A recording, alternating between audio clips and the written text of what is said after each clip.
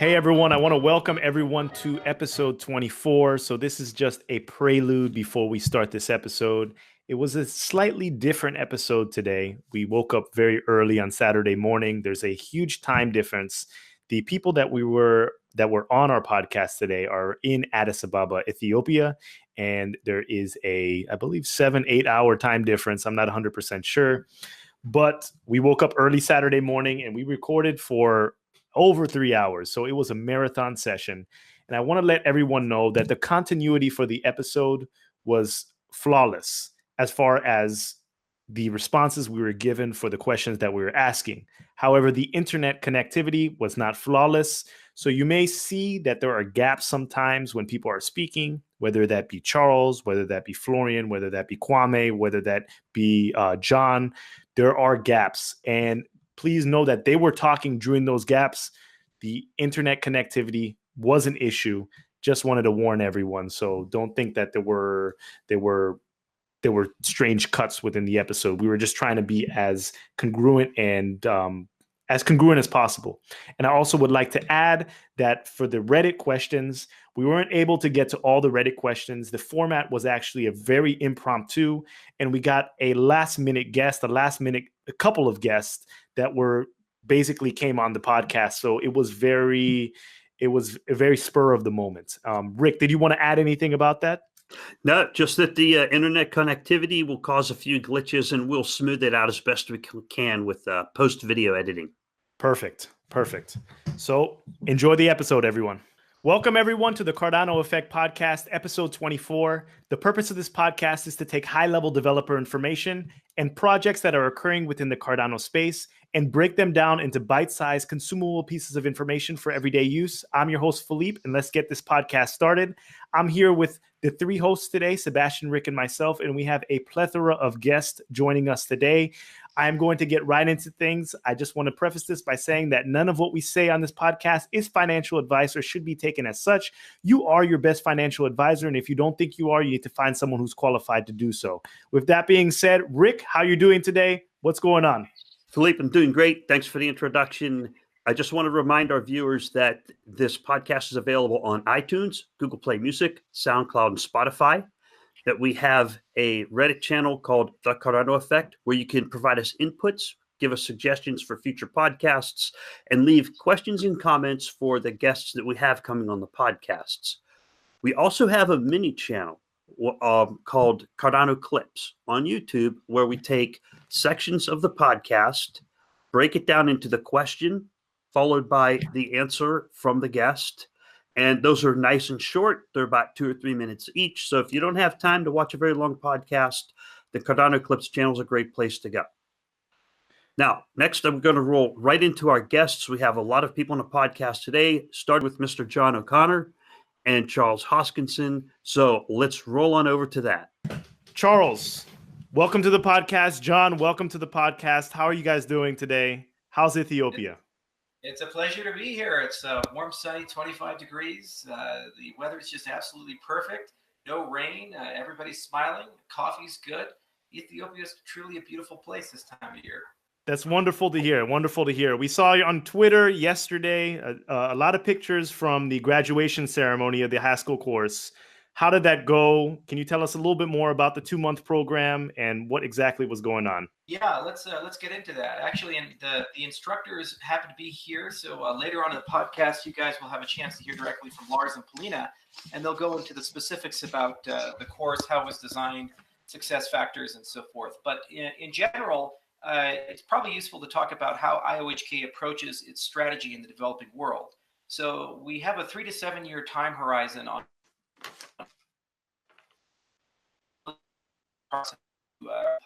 and basically what we do is we group that into 3 distinct phases. So the first phase is where we build substance, trust, credibility, and connections within a jurisdiction. So we get market access, brand, and a labor force that we can work with.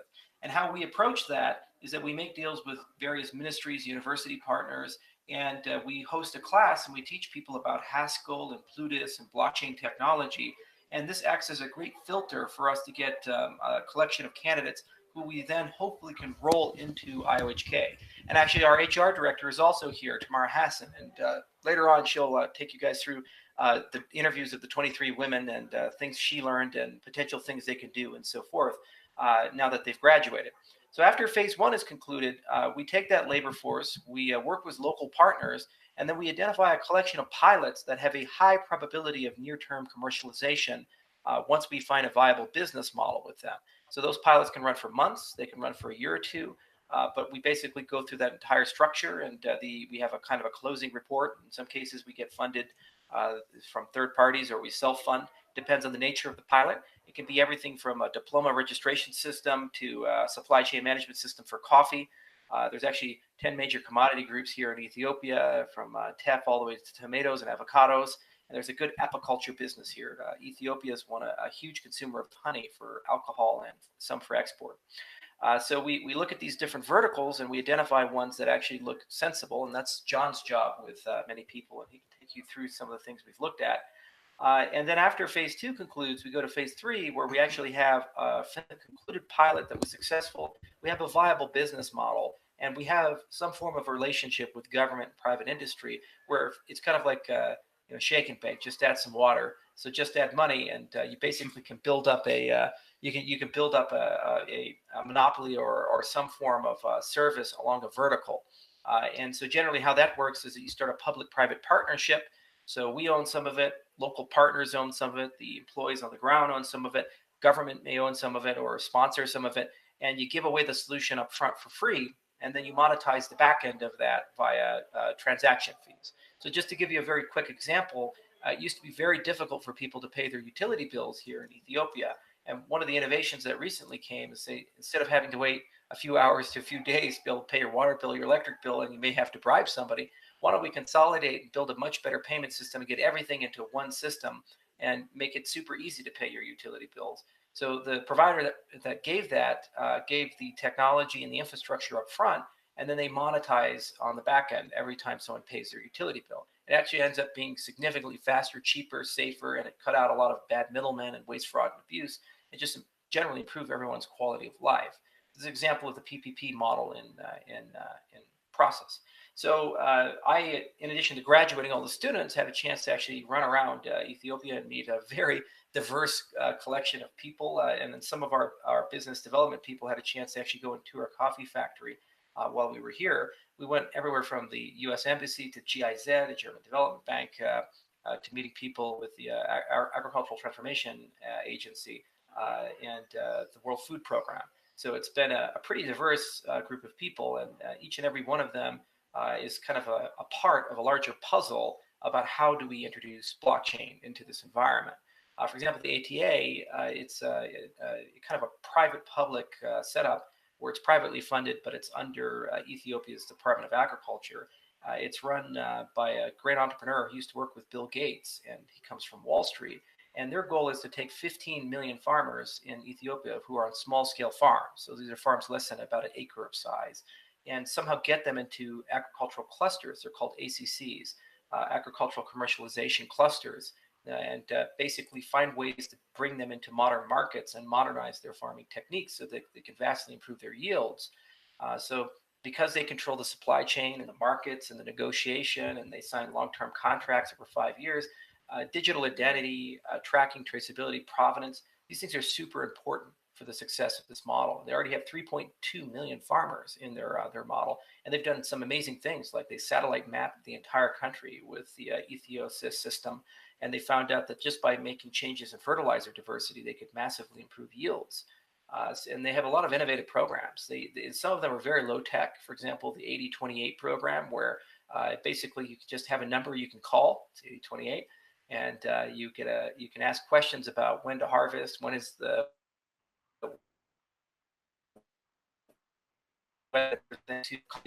ice or something like this to take care of my crops. So these are examples of partnerships that we'd like to make. And basically, we can come in and say, well, how can we introduce a blockchain system to help you do certain things? Either give digital identities to farmers or to allow us to track and trace farm materials through the supply chain. And in a lot of cases, we can also understand where things are going wrong. For example, in honey production here, The apiculture business is very low tech, and unfortunately, it has a great degree of adulteration. In fact, if you look at the global supply of honey, about 76% of honey is in some way contaminated or adulterated, so much so that some of the honey you buy at the supermarket is not even real honey. It says that on the label, but it's far from it due to the processing. And in some cases, they're just wasting agricultural outputs. When you make honey, you also get wax. In some cases, they just throw the wax on the ground and it mixes with the dirt. And it's quite unfortunate. So this is a market that's ripe for innovation and disruption. There's all kinds of things you can do. Like there's a green laser that some people have developed that can be scanned through the honey. And it actually tells you if the honey's pure or not. It's basically free to run that test. You just need a laser, and it's pretty cheap to manufacture them. So these are examples of trusted sensors that you could put into the network and other IoT products you can put in the network, where suddenly now you can completely understand the agriculture supply chain and basically ways to massively improve yield and allow the honey to become export grade. So we're going to have and continue to have a lot of conversations, and within a few months, we'll have MOUs and basically some pilots running, and all these things will be powered in some way by Cardano and powered in some way by our enterprise blockchain line, and bring millions of people into the cryptocurrency space. That's fascinating, Charles. I had a quick follow-up question to that. So you're speaking about supply chain management, increasing efficiency within the supply chain. So is IOHK looking to, from a developer standpoint, are you looking to create a one-size-fits-all solution for supply chain within various different use cases? Is it going to be white labeled for various different countries, or you speak about honey, you speak about certain agriculture needs? Is there going to be a white labeled product, or is it something that needs to be custom built for every single company or every single use case that you're exploring? I'll take a crack at it, and then John, you can. So basically, everything is a snowflake. There's going to be no practical way to develop some particular supply chain solution, then magically it's going to work somewhere else. For example, World 4 programmers right now running a pilot where they're trying to track and trace the movement of aid food from Djibouti into Ethiopia, and it takes between 10 to 12 days at the moment to move it in. There's a lot of middlemen, a lot of waste, fraud, and abuse, and it's a pretty low-tech supply chain. And even doing things like GPS tracking would be super nice to do, but very expensive. And they have goals to reduce that to 3 to 5 days and considerably improve fidelity and remove waste and abuse in that chain. So the types of solutions that you would put into a supply chain like that would be very distinctly different than the types of solutions you'd put into the coffee supply chain, where this is kind of the bread and butter of Ethiopia. And so there's a bit more sophistication and a bit more technology in that chain. And there are some large international companies that do participate in this chain. Whereas other cases, you're dealing with local partners and local logistics, and you have rapid variance between quality. So some are quite professional and good, some just don't show up on time. And also, you really can't afford to buy expensive equipment and give it to people in the supply chain because they're inclined to just sell it instead of using it. Because, in some cases, that equipment's a year's salary or 2 years' salary. So it's just better for them to sell it and skip out of town and go offer services somewhere else. There's an old saying, batteries tend to grow legs in Africa. Mm-hmm. So it's, it's something you have to deal with here. So what we try to do is have a two strategy model, where one is foundations, where we say no matter what we're doing, these foundations are ubiquitous and that they're going to work everywhere. So things like our Tangent relationship, where we're trying to get a wallet on a card that can do offline, off-chain transactions, and it's at a 30-cent manufacturing price point, and it's trusted hardware, and it operates on NFC, which means that you don't need a cell phone necessarily to use it. You don't even need power or internet connection to use it. That's an example of a ubiquitous infrastructure that over time, a trend, 3 to 5 years, you can grow that into a collection of capabilities like geostamping and identity management and so forth. And you can even come up with ways of minting these cards using biometrics to actually create a root of trust that are basically easy to put into local business owners and use them as micro banks and micro identity. So these are examples of ubiquitous things we can do, but then there's parameterization of that, and there's localization of that. And that's where we find local partners, and we innovate along verticals. So things that would be useful, for example, for the World Food Program, probably would be other than relationships and ability quickly within the jurisdiction. You kind of gain that over time, but you need to build bespoke solutions for them. You want to add to that? Yeah, I think that, when I moved here a year ago, I think that the type of projects which we were being offered were interesting projects. but they're not really of the same level and the same scope and scale of the type of stuff which we're now being offered. Yeah, we're going to offer some good stuff. Yeah. And I think that, the reason why this is because in countries like Ethiopia and across the continent, trust takes time. People want to know that you're really here and that you're not going to come for 1 week, 2 weeks, 1 month, 1 6-month contract and then leave. So what I'll say is that, over this year, now that we're getting these interesting projects, I think it really makes sense that we're building this class of talented developers and we're going to get them working on Ethiopian projects and the Ethiopian problems. What I think we're going to discover is that the women in this class are going to be finding problems that make sense, problems they want to solve in Ethiopia, which aren't necessarily the same problems that I would have identified or Charles would have identified. If we then repeat this in Uganda and other countries across the continent, we're going to find that there are similarities, that there are common problems. And this might be in supply chain, this might be in other areas. And if we do discover this, then yeah, of course, we'll group them and turn them into commercial product lines and we can deploy them across many different countries. And there may be other projects which are very specific to a particular country, but the commercials make sense for us to be able to go and work on that. To return to your original question, supply chain, I think that this is one of the areas where you do have common problems. So a supply chain project which IOHK builds for coffee traceability in Ethiopia can be applied to olive oil in Tunisia. So, the business analysts are working on this. The technical analysts have come up with a scope of work. And we've got an idea of how we're going to start doing this within coffee. We've identified great candidates who can be project managers within Ethiopia. And we've built the trust and credibility to actually deploy this stuff now in Ethiopia. So, yeah, I'm very excited. And, yeah, I do believe there'll be product lines we can roll out across the continent. Yeah, and I agree with that, too. And that's that two-phase relationship. One is, things that are ubiquitous, that once you do them, you have them forever and you can reapply them. And then things you have to localize for the needs. And the localization is actually why it's so important to do phase one, where we train all the people, because there's nuances that are missed unless you're directly involved in that industry or from that jurisdiction that you only learn after the fact. And those are the things that end up creating massive cost overruns, or in some cases create a failure condition for the pilot.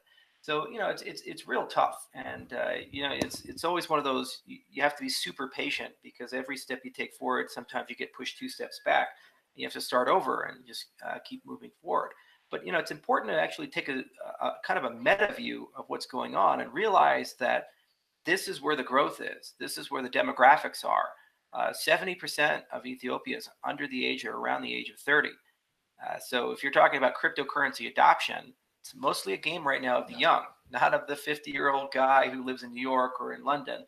So when you have those demographics, it's much easier to explain to somebody who's 25 who's living in a place with maybe not the best money and a continent that's notorious for bad monetary policy. Hey, maybe you need a competing money, or maybe you need a different way of buying products and services, or establishing commercial relationships with people. And because they're children of the internet, they're children of cell phones and mobile computing, and most people do have access in some form or fashion to computing devices and internet. It means that they're probably going to look to that as the first solution, not to some NGO or UN program or 5-year grand work program or something. No, they're just going to try to do this in a very decentralized, bottom-up way, using low-cost hardware or use secondhand devices. And so that demographic's great. And then if you look at the economics, we're experiencing 10% economic growth every year here in Ethiopia. And when these markets begin opening up and globalizing, people are going to walk in and realize they can make windfall profit by just modernizing chunks of the economy. And, there's 106 million people here in Ethiopia. It's very resource rich, tons of aquifers, tons of agricultural potential, a lot of future manufacturing potential, a lot of knowledge work potential here. And so if you invest heavily within 10 to 20 year time horizon, this can be one of the dominant economies throughout all of Africa, on par with South Africa, and be a world player. And if you get in early, that's what makes you a billionaire. That's what actually makes you, quite wealthy. This is the big opportunity. So even though it's frustrating, and you run into are just frankly not productive or very regressive, you just have to have patience and also understand that at the end of the day, we're only going to move as fast as people want to move. And it's all about trust and relationships to be able to accelerate that process. And that's basically what we do as an organization. We build those capabilities and then we hand this great toolkit of technologies to our local partners. And at the end of the day, I imagine over time, 9 times out of 10, it's not going to be IOHK that commercializes that technology. It's going to be a local partner that commercializes that technology. Part of the advantage of working with us is we have access to capital. We have access to a lot of extended VCs. We know a lot of people that can bring money and talent into the jurisdiction to meet great ideas. So even if we can't commercialize it, we usually can facilitate, or one of our partners, in fact, one of them is here, Ice Addis, and they can tell you a bit about their model, can actually tell you, can actually get that done. So we're going to see a springtime of thousands and thousands and thousands of entrepreneurs from this very young class that's frustrated with the way things are, that are going to start applying some state-of-the-art stuff in IoT and AI and blockchain and open hardware and open source software to actually solve some really big problems, and then collectively be able to completely transform this economy over the next 10 to 20 years. That's fascinating. Fascinating. John, I had a question for you. So it's been a while since we had our last podcast, episode 4. So welcome back. And it seems like you're wearing many hats. I mean, you are handling a lot. What Charles just described, what you just described, you literally have the country on your back. So this is incredible. You got the continent on its back. The continent on your back. It's a lot heavier. And there's a lot of moving parts, and John has to manage all of that. Yes. So can we expect the Haskell class that just graduated, or future developers that join IOHK in the future that are from Africa, are they going to have to wear many hats as well? Are they going to have to develop and be experts in business development as well? Are they going to be able to have to talk to people and really sell the product? Or is this going to be delegated to certain teams, or is it going to be a joint effort? So, my approach has always been that if I'm really successful in this, then in 4 or 5 years, I'll have sort of worked my way out of the job. That in each of the countries which we operate in, there'll be teams of people from these countries who will then be facilitating and doing the role, which, I've just kickstarted. There's a lot of talent in this class, and it's not just talent in terms of development talent. Some of the women who've graduated are clearly incredibly competent in business development roles. They're very articulate. And when you're very articulate and you combine that with a great technical knowledge, then there's obviously value there within business development. So yeah, my sort of view is that in 4 or 5 years, if this all goes well, each of the countries will have its own country head. Each of these country heads will have their own teams to do BD, to do the project management. And yeah, it will really run like that. Localized teams with staff from the countries in which they're trying to solve the problems. Yeah, and I really like your approach, because it's the old saying, if you give a person a fish, you feed them for a day, you teach them how to fish, you feed them for a lifetime. So I take it this class of people who just went through the Haskell course training, they're going to be the future entrepreneurs and the future managers, Right. But for now, they're going to be on the ground floor writing code and solving these problems that Charles was describing earlier. Yeah, absolutely. So listen, when I first moved here, I met a consultant here who he's Ethiopian and he's got a deep knowledge of the country. He's been here a long time, doing business here a long time. And I'm telling him, I want to do these big projects. I want to be working with the government to build these services and these solutions. And he says, listen, John, you need to calm down. You need to wait. You need to be here. You need to be present. People need to start to trust you and see what you're doing.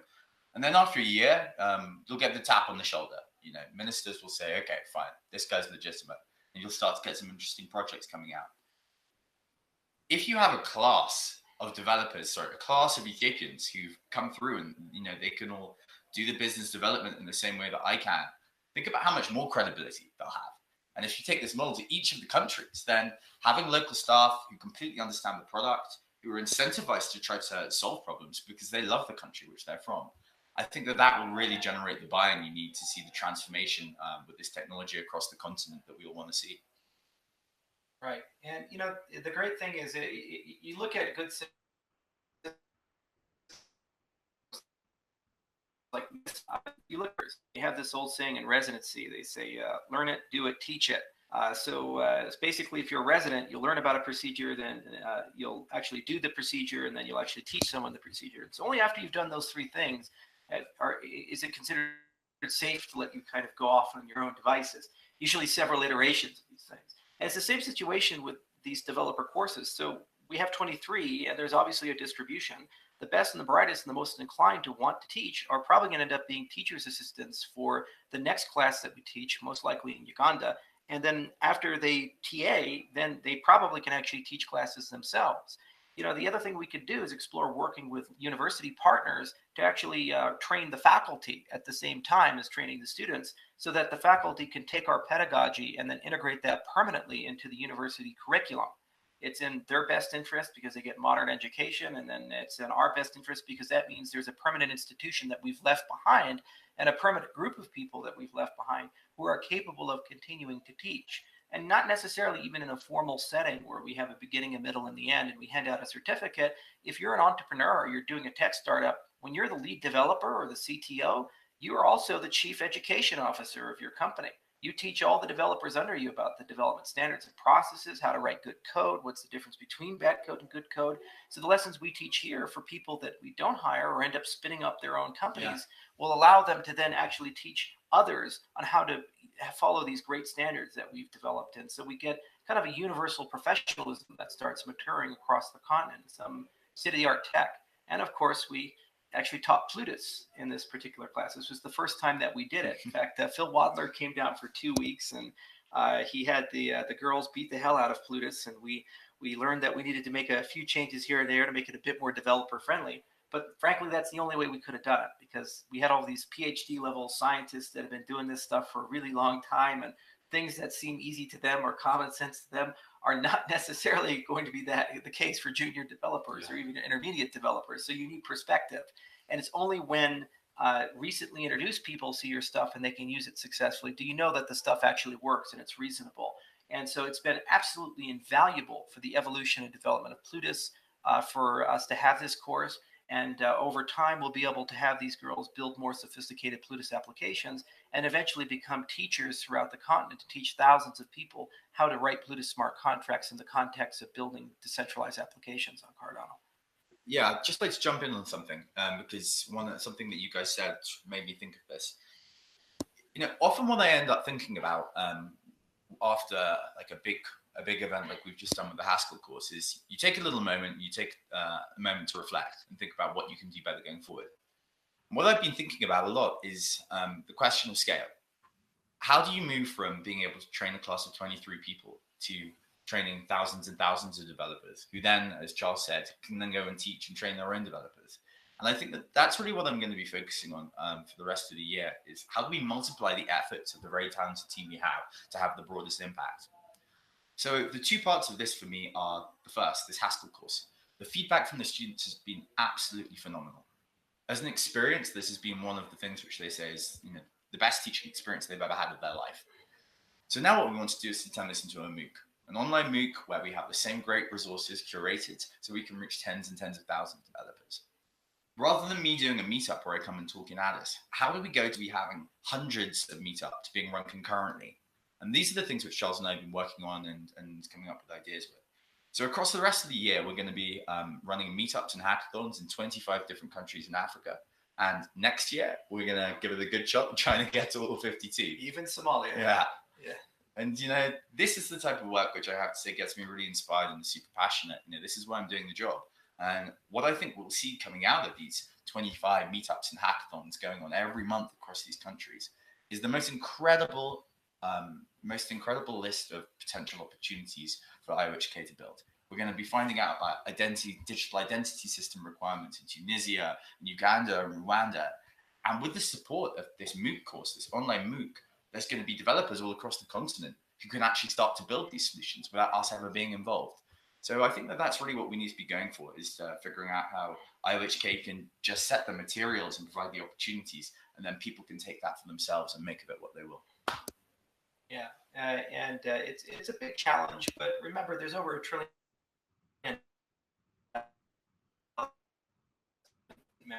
the fastest growing economies throughout the world. Going back to that, it's definitely the African economy. And it's one of the last great opportunities in this post-globalism world to really come. It's almost like coming to Hong Kong in the 1930s or to Singapore in the same time period. It's like you kind of see a trend, and man, if you get in it early, it's going to be great. And this is one of those last places where we can do that. But, broader to the global philosophy of IOHK, you can't go to America or to European Union and say, take these multi-trillion-dollar legacy systems that are mostly okay and change them. And in the process of do that, incur enormous political consequences and, create some losers from these middlemen that like banks and others that have been around for a while. You can't go and just ask them to do that, because they're going to say, we like our system. We're just going to leave it the way it is. This is why no one went to jail after 2008. It's why the banks got bigger after 2008. We can elect whoever we want. We can give them a supermajority, but there's a political reality that's mostly economically driven. But if you look at major sea changes in technology, like when the internet killed the newspaper, some cases, if you come with an army, you come with a different economic model that's vastly superior than the old model, it's no longer optional to change. It's just a question of how radically is the change necessary for that particular economy, but everybody has to change. So our hope is that by onboarding the African continent and places in Southeast Asia and Latin America, we can bring billions of people into a parallel economy that has much better principles, it's much more resilient, and fundamentally has more control at the edges than the economy we have in the United States and the European Union. So what does this ultimately mean? It means that functionally these old actors basically become like the big newspapers in the 1990s and 2000s, starting to realize that they either need to change or die. And it's not please go do this, it's you have to do this. And the only way they can change is to embrace the principles and integrity and the qualities of the systems we're building here. If they don't do it, then it's basically the same situation of the Industrial Revolution. Most places pre-Industrial Revolution were all the same. The countries that industrialized became the world leaders for a century. And it's the same situation here. And the same with the information economy in the 20th century. The people who embraced that became the world leaders. The ones who didn't, they fell behind. And this is the next revolution. And we think that there's a phenomenal opportunity to leapfrog and install these great systems here. And by the way, these systems are so much better because they have to survive so much more hardship. They have to deal with diaspora. They have to deal with unbanked people. They have to deal with intermittent internet access. They have to be dirt cheap. They have to be able to be distributed in places that have tight embargoes and capital controls and all kinds of weird political problems and sectarian violence. If you could build a system that flourishes under that kind of hardship, it's almost like having a plant that can grow in the desert. That plant's going to survive anywhere. It's a tough plant, and so I take it to America. The American system's a hell of a lot more fragile and a hell of a lot more expensive. So how can it compete with something so resilient and something so elegant? So that's always been our philosophy as a company. It's how we approach our products. And the reason why people don't do it is because it takes a long time. It takes 3 to 7 years to see fruit grow. It takes a lot of patience. There's a lot of regression. You get your ass handed to you a lot. Some cases you get in trouble at the airports. But at the end of the day, you work your way through it, and you come out on the other side. And even if you haven't gotten as far as you want to go, you've built some really cool stuff and you've helped some really cool people. And inevitably, those people end up getting it done. So just to throw in a funny comment there, I went down to see Charles in Colorado a few weeks ago, and he says to me, John, so how big's your team now? And then I say, well, it's actually still just me, Charles. I'm going to wait till the Haskell course is finished, and then we'll start staffing up. And he goes, it's just you? I'm like, yeah, Charles, it's just me. Yes, this is completely unacceptable. And I'm like, well, Charles, I'm trying to keep costs low, look after the P&L. And he looks at me and he goes, but John, what if you went to prison? Yeah, that did happen, didn't it? Yeah, for those who missed that episode, John had an incident where he was leaving the country with slightly too much burr, and apparently there's an antiquated law that got tripped up, and he had a fun night in prison to explain that. Well, at least he didn't get thrown in jail for embezzlement. That's good. Right. The Charles, that last segment that you guys had just described, where you're building the system in Ethiopia under harsh conditions, and it'll make a more survivable system. That's a very important thing to explain to our viewers. And the reason that was important to explain was Philippe and I were having some discussions with people on the Cardano Effect Telegram, and people were asking, why is IOHK building in Africa? Africa barely has internet. That's about 5 to 10% internet availability. How's blockchain going to work where you don't have internet availability? It's pretty obvious just from this podcast, the limited bandwidth your display is very crystallized. But we had to explain to people and say, well, you can't. It's harder to build in the United States and Europe, just as Charles was explaining earlier, because those fields are already full. The crops are already grown. We need to plant somewhere where there's room to grow, and that would be Africa, South America, Southeast Asia, stuff like that. You remember that conversation in Telegram, Philippe? Yes, I do, Rick. Yes, I do. Yes, I do. But it's important to point out that internet is coming. McKinsey actually has a report, and they believe by 2021, about 700 million people throughout Africa will have internet access. So that's about a 10-fold increase. And by 2025, it should be fairly ubiquitous, because the cost of delivering mass internet to people because of 4G, 5G, and satellite is going down dramatically. So it's becoming easier and easier for telcos to actually service larger and larger areas, and the transceivers and relay devices are becoming dramatically cheaper because of metamaterials. So as a consequence, internet is kind of the last mile, but it's going to get resolved pretty quickly. Not in decades, but like literally the next 5 years. I think we should have considerable improvement there. But you do bring up a valid point that this technology does have to work in settings of intermittent power and intermittent internet. So it's not just, do you have internet? It's also maybe you don't have electricity for a while.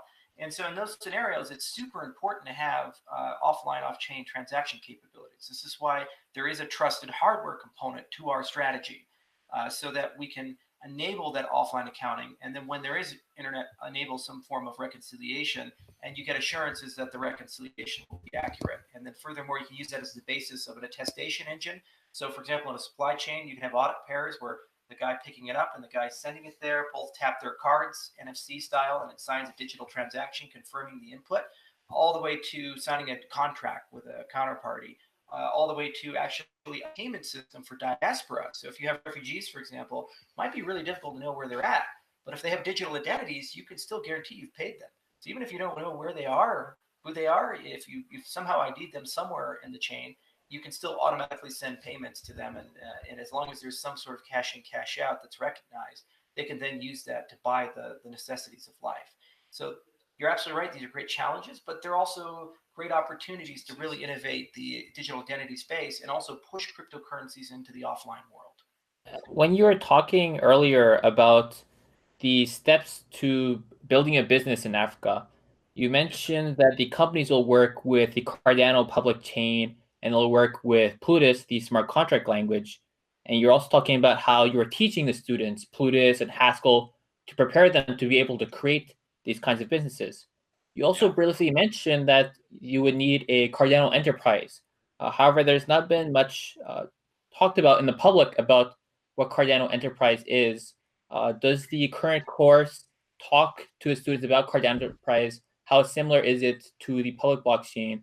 I'm not sure if you're able to talk about this subject right now, because it may still be in development.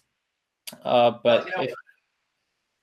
I'll try to do a stab at that one. It's a sensitive topic because we're actually going to make an announcement at the IOHK Summit. And there's going to be quite a bit more about distributed ledger technology that's permissioned. But in general, if you're talking about DLT, whether it's permissioned or permissionless, most of the concepts map pretty well to each other. So this concept of a smart contract, whether it's running on a ledger like Fabric or it's running on something like Cardano, it has certain design elements that are somewhat interoperable. There are differences, like with Fabric, you have this concept of chain code. So instead of running in a replicated system, you have kind of trusted servers that run the code.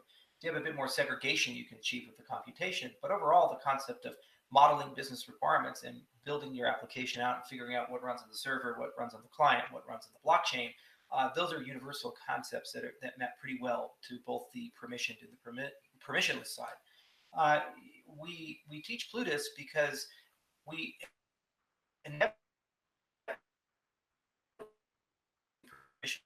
so it's like verification of university credentials, supply chain management with farming. In these cases, given the nature of the actors, that you have a mix of dynamic actors and static actors, like the big warehouses and the logistics networks and the shipping people and the universities, those aren't going to change very much. It's not like a university pops up and goes away day by day. You probably have bigger problems if that's occurring in your economy. So those can form a backbone to run the quorum. And then you have these actors that come and go. Well, here's the thing. Once you have that infrastructure, you haven't just deployed an enterprise blockchain. You've also deployed a digital identity system and a payment system for everybody because you have a way of managing digital keys, public-private key pairs. So once you have that, you build a bridge from that system to open ledgers. And what the open ledgers provide is access to global marketplaces, global payment systems, global credit, global insurance. So you use the enterprise DLT to onboard people into a framework that inevitably allows them to touch the decentralized world. So that's kind of our strategy of how we bring those millions of people in. The other thing is you're not going to get people to care wholesale just about something like ADA. You can't go to a coffee farmer and say, hey, just go buy some ADA. And they're like, okay. I mean, it's as useless to them as a baseball card at the moment. But what you can do is say, hey, here's this card, and it's going to help you get a better price on your crops. And then 6 months later, a year later, after they've built trust, credibility, and confidence within that system, you say, oh, by the way, you can get loans through this system. Or, oh, by the way, you can get some insurance, or you can manage your water rights, or whatever this happens to be using the system. And that happens to be powered by, in some cases, a decentralized backend, so the Cardano backend. And so suddenly now they don't even know it's there, but now they care about it, and there's a natural demand for the system. And that's in some ways subsidized by somebody in the supply chain, if not the farmer. Okay, so in the next section of this podcast, we're going to Lars and Polina, who's going to introduce themselves and tell us how you guys are doing. So welcome to the podcast. Thank you. Thank you. Ladies first? No, go ahead. Okay. So my name is Lars Brünjes. I'm a mathematician and have been with IOHK for more than 2 years now. And I started as a Haskell developer, but then got the chance to transit into teaching. So I did a Haskell course in Haskell course, and then the 2 month last year, and a 2-month Haskell course in Ethiopia with an all-female class. I have a background in both math and computer science, but this is my first time teaching Haskell. It was a very exciting experience. I had no idea what to expect, but yeah. So I have never TA'd a Haskell class before, but I have taught at a college back home, and I've been a TA for my whole grad school. So, what was the most challenging part about teaching? Was it was there any language barriers, or what was the most difficult part? I hope you have a lot of time. Maybe you should get a coffee first. So, well, I mean, there were all sorts of problems. Logistical, like traffic, for example. Some of the girls had to travel, I think, 2 hours every morning to get to class, and then the same in the evening. Then internet problems. It was very unstable, and actually we would have needed the internet more than you might think, because I mean, even if you are giving a lecture, you want to quickly Google stuff and show documentation, or if you do code examples, you want to download libraries and things like that. So that was always an issue, and most of the students didn't have internet at home, so they were forced to work on the assignments in the classroom, so they always stayed late and then had trouble getting home, and it was dangerous because it was dark. And you mentioned language. That was okay. I mean, obviously they all spoke English, although maybe, I mean, some better, some not so good, but I mean, that was okay. Then culturally, they are very reserved, so it was a bit difficult to acoustically just physically hear what they were saying, but we were getting used to that. Some were different, some were very open, and then of course, I mean, they had degrees from local universities, so some of the preliminary level was not the same that I encountered in other classes. But that's actually okay, because one of the nice things about teaching Haskell is that almost nobody knows it. So even if you are a crack Java developer, have done it for 10 years, if you start learning Haskell, you basically are at the same point as somebody that has never touched a computer before. So maybe. Yeah, so basically all of the things that Lars has mentioned, and also at some point, we always expect them to ask questions and encourage as many questions as possible. But from the sounds of it, in local schools and universities, that's quite discouraged, and they're quite reprimanded for asking so-called stupid questions, which, you know, of course, are usually not stupid. If someone doesn't understand something, they should ask, and, you know, that's what the teacher is there for. And from the sounds of it, that's quite discouraged. So, so we tried to get them to ask more questions, and I think succeeded largely, but that was definitely another challenge. Sometimes they don't answer questions either. Like if we ask the class like something, they might not respond. But yeah, that's my audition. So what were some of the things you guys had the students build? Well, I think the most exciting thing was a peer-to-peer network. So that was basically the last project where they were supposed to write a little toy protocol, implement a protocol that can discover peers and contact them and then talk to them and update each other and so on. And they were all very excited about that because it was something practical. So I mean, Haskell is a very theoretical, very mathematical language. So a lot of the lectures are quite esoteric, and they were happy to see how you can actually take this mathematical framework and apply it to something useful and down to earth. I really enjoyed, we had them do an assignment where they had to process transactions in the UTXO style. And I thought that was really cool because, I mean, that's really quite closely related to how UTXO style accounting really works. So I thought that was really cool and to see them get how the transactions are built up and what happens when a transaction is processed in that style. And I thought that's something that I really enjoyed having them do and understand. Well, thank you. I mean, this is very commendable that you flew from your native countries and you're spending time for the past couple of months in Ethiopia. It's a different culture, different experience. I mean, hats off to you. That's really incredible. And it sounds like it was a both rewarding and challenging experience at the same time. But the graduation pictures look great and it seems like people are very excited. So that's awesome.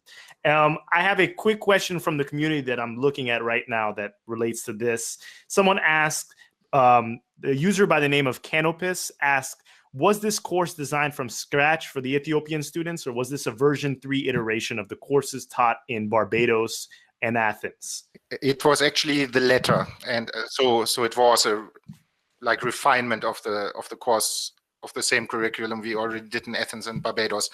Obviously, we did minor changes, like if you noticed a mistake in the slides, we obviously fixed that and so on.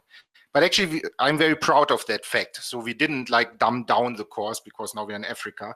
So we expected exactly the same skills and things from our students that we also expected from the European and the Caribbean students.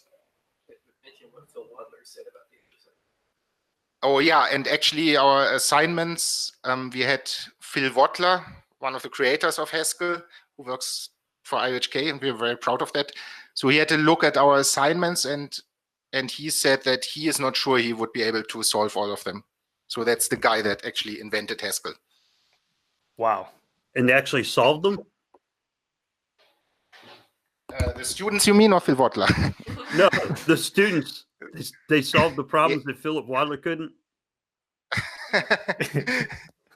They solved most of them, yes. I mean, maybe not every single student, every single assignment, but as a group, I think we got solutions for all the assignments, yes. Okay. I admire your work because understanding Haskell's a difficult language to train or understand, and UTXO is as well. Sometimes I look at UTXO and I got to wrap my head around it. So if you guys have any video footage of how to do UTXO, please let me know because I'd be interested in watching it. Actually, the students were quite keen on all the lectures just being taped and screen recorded because they would rewatch them. And so and it was actually surprising how much they really wanted to see all of them. So we ended up doing that for them. Yeah.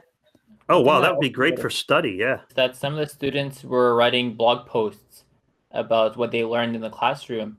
Do you think that we can see more blog posts going forward? Is there a place where our viewers can go to see these blog posts, the ones that are out now and going forward? Or was that more of an organic event where every student is kind of starting their own thing? Well, we had nothing to do with the blog post, so we didn't encourage them. So I was actually very proud when I saw those posts popping up.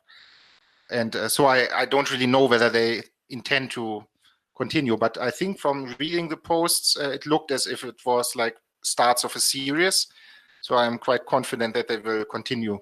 And then maybe, I think it was mostly the Ugandan students, the 4 Ugandan students. So I hope that the other students might also get inspired by what their peers did and also write their own. Yeah, as in the last week of class, actually, one of the Ugandan students, she was working on another post. I don't think it's done yet, but she was asking me a couple of questions about it. So hopefully there's more upcoming ones from them. I have a quick question about the students that you had in the class. I'm sure that they have different backgrounds and they come from different skill sets and they're at various different levels on the coding chain. Was it a collaborative effort in class? Was it like the top students were helping the students that needed a little bit more work coding? And was it like a group effort, or was it everyone was in their own lane figuring out what they needed to do? That was actually one of the things that impressed me most, and I found very touching how kindly and helpful they were all with each other. And also not even the Ugandans and the Ethiopians were separated. So they always sat together and worked together. So that was extremely nice to see. I had some probably silly reservations at the beginning. I thought, oh, so many women in one, that can't end well. But but but it was actually amazing. They were all very friendly, and they are all very sad now that they don't see. So of course they will start working for us. I think I heard some of them talk about how they will actually all meet up on Monday just because they miss class and they just want to reunite like one extra time to commemorate them all learning together for so many months at a time, or 2.5 months. That's fantastic. Are the Ugandan cultures and the Ethiopian cultures very similar? I think not. So it actually the Ugandans were permanently freezing and they hated the Ethiopian food. So they were, in the beginning, the Ugandans, we felt very sorry for them. They were very miserable, always wrapped in thick coats and looking totally miserable. And the language is also different. I think, in Uganda, they amongst themselves spoke English because in Uganda, they didn't all speak the same local Ugandan language. And in Ethiopia, most students spoke Amharic. So I think it's very dissimilar, actually, the culture. Yeah, I totally agree with all of that. Yeah, I don't have much to add to that. That's exactly it. The food and the weather seems to be a serious clash. Yeah, I was going to just note, I looked up the languages of Ethiopia on Wikipedia, and there's like 70 different spoken languages. There's a lot. There's like 3 major ones, but there's many different ones. So I was curious about that. Thank you. Philippe. The Plutus part of the class, the Plutus part of the class, that's actually the biggest addition to the course version 3. Oh, yes. I maybe was too hasty when I said that it was the same course. So the Haskell part was basically the same curriculum as the other 2. But now we had this additional 2 weeks where Phil Wattler, he who couldn't solve our assignments, flew in for the last 2 weeks to teach Plutus and Malo to the students. So which was also great because that's something very practical. And of course, Plutus is based on Haskell and Malo is, I think, implemented in Plutus. So it was very nice for them to see the foundations of Haskell, how that helped them to then grasp these more advanced topics of Plutus and Malo. Yeah, and I think it was a little bit easier in terms of new concepts.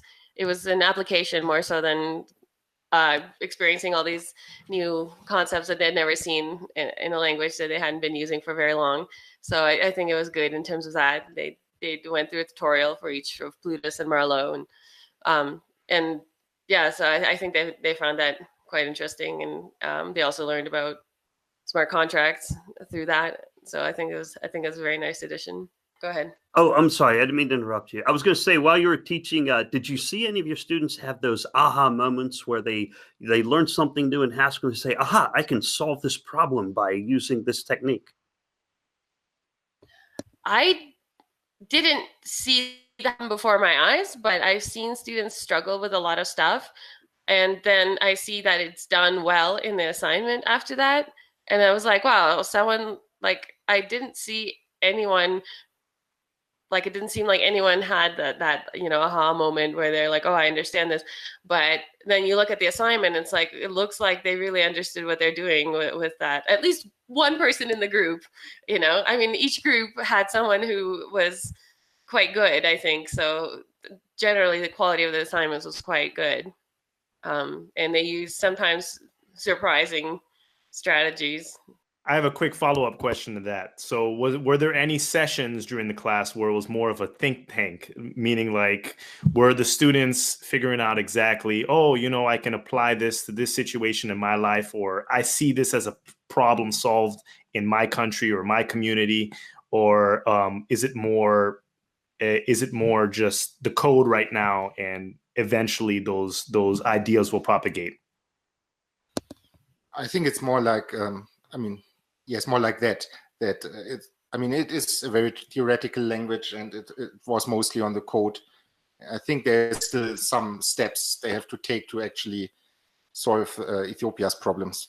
Yeah, so I have a question. So, Polina, I believe you have a lot of experience in formal methods. You're on the formal methods team.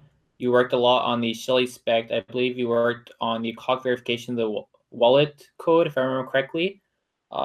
Did you try and transfer some of that experience to the students? Did you have time to kind of talk about formal methods, especially within the context of Plutus, or is that kind of out of scope for this class?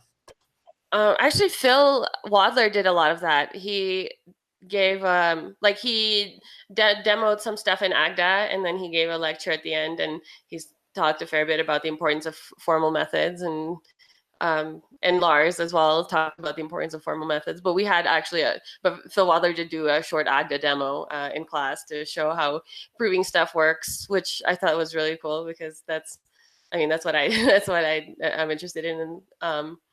But personally, having that background really helped me with the course because I didn't start off as a very experienced Haskell programmer teaching this class. So, but I've had a lot of experience with like proof assistance and that kind of thing. So that definitely helped. That actually leads to a good question for you, Polina. What inspired you to learn Haskell, and what brought you to Cardano? Let's start with what inspired you to learn Haskell. This class and the prospect of being a TA for it. Of course, IOHK is very big on Haskell, and I was probably one of the few people who didn't have that much Haskell programming experience when I became part of the team. So, of course, it's the combination of those two things. But now when I saw what Haskell is all about, I thought it was a really great programming language, and I look forward to using more of it myself. And how did you first hear of Cardano? When was the first time you came across this project? Oh, another student of my supervisors, Chad Nestor, started working with Phil Wadler and as part of IOHK. And at his going away party, I was like, what are you going off to do? And he was like, you should apply. I'm working for IOHK. And I did. Yeah, so that's how that happened. So another student of my supervisors told me about it, basically, is the short story. And here you are, the rest is history. And yeah. Lars, what's your story? How'd you get involved with Cardano? Actually, with me, it was via Haskell because during my PhD, it was 2001 or so, after my PhD, my postdoc here at Cambridge, I first encountered Haskell. And then over the years, on and off, as a hobby, I played with it a bit. And then form programming, tried also languages like Lisp and Prolog and whatnot. And then eventually I settled on Haskell because I loved the combination of beauty on the one side, like conceptual beauty on the one side, but practicability on the other side, that there are lots of libraries available so you can actually do stuff in the real world. And so I really loved Haskell, but in my day job, I was doing like boring stuff in .NET and JavaScript and then basically it was so soul killing that I couldn't stand it anymore, and I looked for a better job. And then I found IHK, and I saw, oh, that's so cool. They do lots of mathematics, and they do Haskell, and then I applied and I got the job. So for me, it was not because I was so interested in blockchain or cryptocurrencies. It was more the Haskell thing. Yeah, when I looked at the IHK site and I saw the formal methods posting, I was really excited and also a bit shocked because I really didn't see that much of that in my job search otherwise. And I was like, wow, like I can actually be doing what I studied, or at least closely related to what I studied. I was just quite happy to see that. And at that point I had just moved to Thailand because it's very cold in Ottawa. And I was also extremely happy that I was able to work from there until I moved back home. So it worked out really nicely. I was very happy. Thank you, Polina. I have a personal question for Lars. Lars, I've seen footage of you all over the planet. Where do you call home? No, I mean, I live in Regensburg in Germany, and even though I travel quite a lot, that's true, I still spend, I think, at least half the year or more than half the year at home.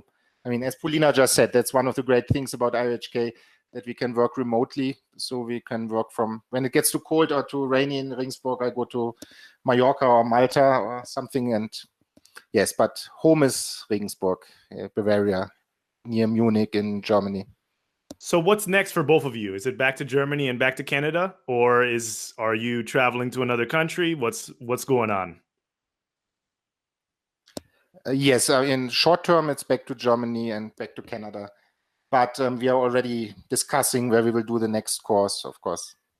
So, and then, of course, there's a summit coming up. So in 3 weeks, Miami. You'll be right down there near Philippe. Do you guys plan on teaching in other countries in Africa? Yes, definitely. So I think some people would like us to do another course in Ethiopia, and the people that basically took care of the Ugandan students, they are very eager to get us to commit to a course in Uganda. So I think it's fair to say that we definitely will do another course in Africa. Yes, it's not decided yet whether it will be the next one or whether we do a course in Asia first, but we'll definitely do another course in Africa. That is awesome. That is awesome. So the 4 Ugandan students, do they live in Ethiopia, or were they traveling from Uganda every day? Well, they had to leave home and be here for almost 3 months with the food that they're not used to and the weather that they're not used to. And yeah, so I guess it was definitely more of a challenge for them. But at least there was 4 of them, so it wasn't like one person just by themselves. So they had a group. That was a bit of a redeeming factor, I think. Yeah. Okay. And how was the experience for you? What was the craziest experience that both of you went through during this whole thing? I mentioned before that most of the students didn't have internet at home, so they stayed late at class. And one evening I got frantic messages on Telegram, help, we are locked in. And it turned out that the security guard there at the building had decided to have dinner, and he just locked them in the room. And then we somehow had to find a way to get them freed. And it was really horrible. I mean, they were seriously locked in the room, so they no access to the staircase, no access to the elevators. So yeah, that was quite crazy. But apart from, I mean, this episode, for me, the most profound impact was actually how grateful the students were, and also how, I mean, on the one hand, how hard they were working, but also from the practical stuff, what Polina mentioned earlier, I find very important when she said that they were not used to this style of teaching where you're supposed to ask questions and there are no stupid questions. And that was very touching for me, how happy and grateful they were to be exposed to that. So I think even if they all never touch a computer again, they will still have learned something very important for their lives, and something that hopefully they can also pass on to other generations of students, this more cooperative way of learning something together. that you don't have to be scared of your teacher and are supposed to ask questions. So that was for me very, very profound. Yeah, I totally agree. The sharing a different style of teaching, I think that was really nice. I wasn't there the day that everybody got locked into the building, but that sounded like quite a hectic situation. I mean, I know, coming to Ethiopia, I knew you're not supposed to drink the water, obviously, and that kind of thing. But I was really shocked, when people on the street see a bottle of water and they'd be asking for water. I shouldn't be, but that's just how it is here. But that was definitely a weird thing for me. Sounds like an interesting experience, and it's definitely different from Canada and different from Germany. So I'm assuming that this is probably the first time you've been to Africa, or maybe it's not. But you live. It is, yes. It is the first time. Yeah. Well, not for me. I'm married to a South African woman, so I have been in South Africa before. But it's the first time Ethiopia and the first time Sub-Saharan Africa, except for South Africa. Okay. Yeah, I haven't been before. All right. I guess a couple final questions, Rick. I guess what are you looking forward to most from these students? What are you looking forward to most? What do you think Cardano can do in Africa? What do you think Cardano can accomplish in Africa from what your experience has been like right now? Well, as I said, I came to IHK via Haskell, not so much via blockchain. So I don't really know much about these things. But the students, one thing that I found very impressive is they are so full of ideas what all can be done using blockchain. I mean, of course, coffee and healthcare and property rights. And so all of them are very active in the tech community here and in the blockchain community. So they are full of ideas and they can't wait to start working on solving the problems. Yeah, at one point we had some visitors to the class, and they were talking about the different use cases for blockchain in Africa and Ethiopia, and the students were all really enthusiastic, asking questions. So that was really nice. It seems like they're really looking forward to making a difference. All right, sounds good, and thank you for that. And Philippe, you think it's a good time to wrap up this segment of the episode and hand the floor over to Polina and Lars for anything else they would like to say and say hi to the viewers? Are we ready for that? Yes, of course. Lars, Polina, the floor is yours. Thank you for joining us. Thank you for teaching the Haskell course. It really takes a special kind of person to travel outside of their comfort zone and live in a foreign culture for 2 months and really teach. That's wonderful. It's a really good thing that both of you did, and I wish you the best. The floor is yours. Well, I just want to say that I mentioned that I'm a mathematician, so I'm passionate about that, and I'm passionate about programming. I've been programming since my early teens, and I'm also passionate about teaching. My mother was a teacher, so I think I inherited that from her. So those three things are the things that make me happy, basically. And it's difficult to get all three of them combined. And so even when I started at IOHK, I had the Haskell and I had the mathematics, but not the teaching. And then these courses came, and that was great. But it might sound corny, but for me, this course in Ethiopia was really the best thing that ever happened to me in my life.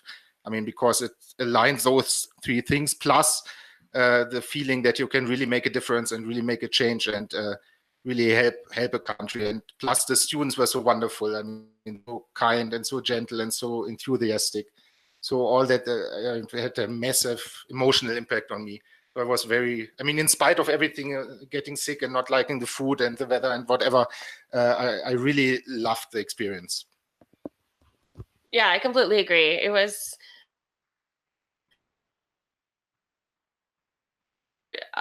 a few reasons. It was also probably the highlight of my life so far. I never thought I would be doing anything like this, so I'm really happy that I got to go and stuck it through, and I feel like shared some of my knowledge and understanding of functional programming with the students. So yeah, it was really quite a special experience. Well, thank you for your work, Polina and Lars. Thanks for doing all your work down there and teaching those students, and we appreciate you coming on the podcast. Yeah, thank you very much. All right. Thank you All very much. All right. Next section of the podcast, we have Tamara Haasen, Director of HR at IOHK. Tamara, how are you doing today? What's going on? I'm doing well today. I'm over here at John's place. This is my first time in Ethiopia. I have to admit, I had no idea what to expect before I got here, and it has been incredible. This has truly been probably one of the best trips of my life, maybe the best trip of my life. I've been all over the world, but Africa has always been one of those places I've wanted to come to and see and experience, and it's kind of gone above and beyond my expectations since I've got here. So, yeah, and now I'm here talking to you guys. All right, thanks for being here. Have you found a favorite food of yours in Ethiopia yet? Yeah, what I've eaten here, because that's what I've been eating since I've been here. I've never had Ethiopian food, and last night they had this beautiful spread at this restaurant, and it was my first time eating Ethiopian food, and I was a little nervous because I didn't want to, be rude if I didn't like it, and it was quite the opposite. I indulged, and it was really, really good, and I can say I'm a big fan of Ethiopian food. Yeah. Really so you really delved in, and you got in with your hands and ate the injera with all the lentils. Sure did. Yeah, I've kind of always I come from like a Dutch family. It's like you have to be very proper at the dinner table and everything. I have ketchup sometimes, and my mom's like takes that off the dinner table. I use my hands a lot when I eat. So this was nice, a nice opportunity to actually be somewhere where I could actually do that, and it's okay. And they have these wonderful ladies, and you wash your hands before, and you dig in. It's a very cool experience. I liked it. That's awesome. You could learn a lot about a culture from the food and the people. I mean, that's most of the people. So, what in the world is an HR director doing in Ethiopia? What's been keeping you busy there? Well, Charles invited me down here to actually interview all the candidates. So I know you guys were talking to Lars and Polina, and about the school or the haskell course that just finished here. So we trained, I think it's 23 to 25 Ethiopian ladies, women, 4 Ugandan ladies. We've been training them for a couple of months, and now we're ready to hire them. And I got word, I don't know if I'm allowed to say this, but I'm probably going to be able to hire all of them, which is pretty much the best news. Right. And we tend not to onboard a huge amount of people every month. And so when you say, hey, HR, there's probably going to be 23 people we're going to onboard, probably all at the same time. It's not a fun experience for an HR director. Well, it's not. Yeah, he is right. He kind of when he said that, I looked at him and said, okay, because I'm actually onboarding about 25 to 30 other people on the other side of the company. But honestly, it was pretty incredible as far as an interview process goes. I mean, I didn't have as much time as I would like with each of the ladies, but I was pretty focused each time I had one of the girls in front of me, and going through the process. It was very quickly it was revealed to me how intelligent pretty much all of these girls are. They're all very special. They're all very capable and competent women. So I have to say it was the most incredible interview experience of my life. I was really humbled. I mean, these ladies taught me a lot, even just sitting there talking to them, listening to, I would ask them standard questions. Well, I wanted to get a sense of what they liked and enjoyed about the course first and foremost. So that really kind of got them comfortable. They were a bit nervous, I could tell. They were like, what is this? I don't know that they were used to such a formal process. So I wanted to create, and that's how I do interviews anyway. I wanted to make them feel comfortable and have a more of a conversation. So it was really nice listening to them about what they enjoyed most about the course and the classes. A lot of them said the instructors, Lars hands down was, and Polina, but the feedback that I got about Lars was beautiful. I mean, all these women were really, it sounds like he really created an environment where they could ask questions. They felt comfortable with them. A couple of them said, that's not really standard here. I guess teachers here and instructors, it's not always that nice of an environment as far as like an open environment where they could really feel comfortable to ask questions. So a lot of them spoke about that, the instructors, and a lot of them spoke about, this was the coolest part, when they were talking about Haskell and their love of Haskell and why. And they just lit up. Like, this programming language for them is so special, and they really got it. And they all wanted to learn more. That was, again, there was a lot of consistency across all of these interviews, really. that was one of the other consistent things. They all wanted to know more, and they wanted to learn more. And so that was pretty nice. And then the next thing I would ask them is, I wanted to get a sense about what they truly, this is a thing with HR, okay? And this is the thing with IOHK, actually. We want to find out what you're truly passionate about. We're lucky enough to have a company where we can do that. We can provide you an opportunity.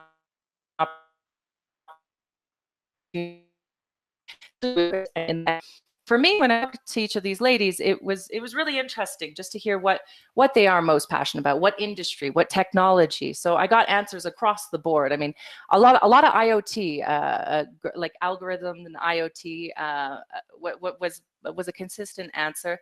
Some of these ladies really liked land registry. That was one of the things that came up as far as interests go. So some of the ladies they didn't care. They just wanted to write code.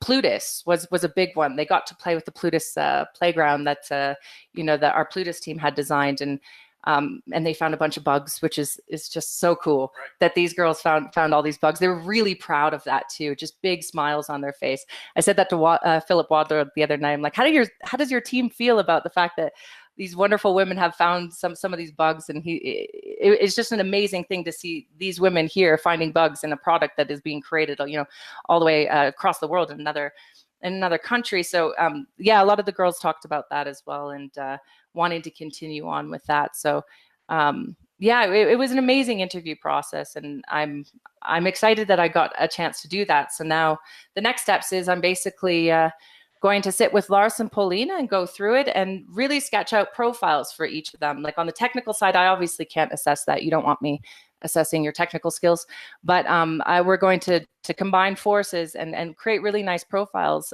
for these ladies and send them offers. I get to send them all offers, don't I? Yeah. And so some of them might not be doing maybe like strictly development or technical. Well, they will be sort of, but other ones, could be even helping with meetups.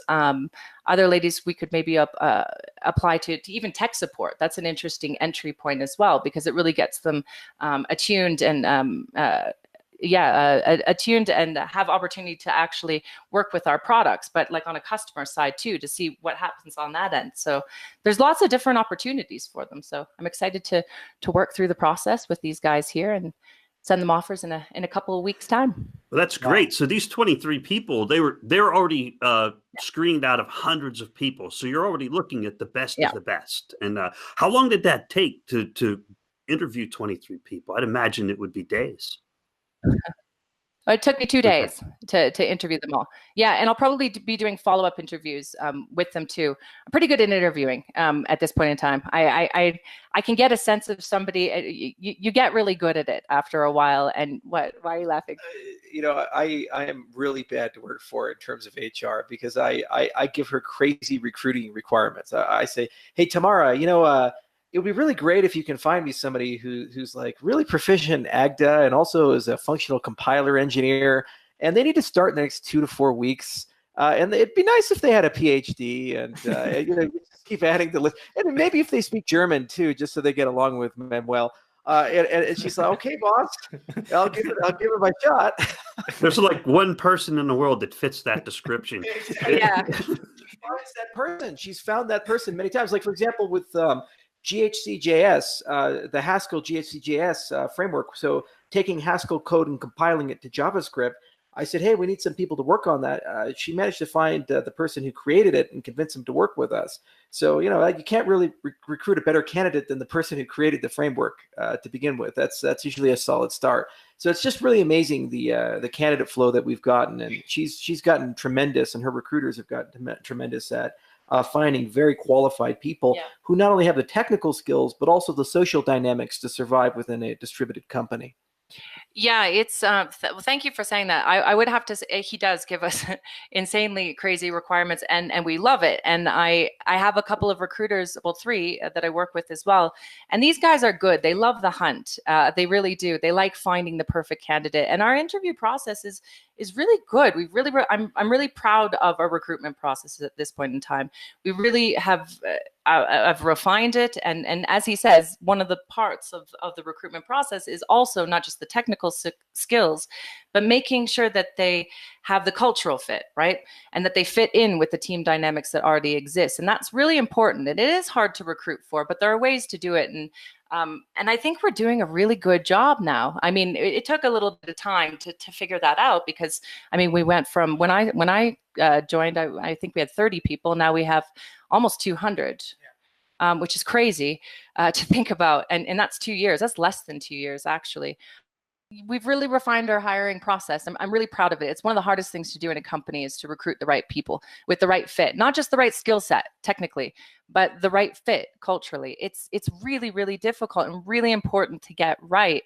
And I think we've done a really good job. I was saying my recruiters that I work with as well, we're really good, and we're getting better and better. And we have a global landscape to choose from, which is also very cool, because you get a very diverse workforce that think very differently. So we're really lucky to have that sort of global landscape in which we can actually source from. So yeah, I am really proud. I'm proud of my team. I'm proud of the recruitment efforts that we have, and we can find anybody at this point. So there's no challenge too big for us. So keep asking us. We'll keep sourcing for you.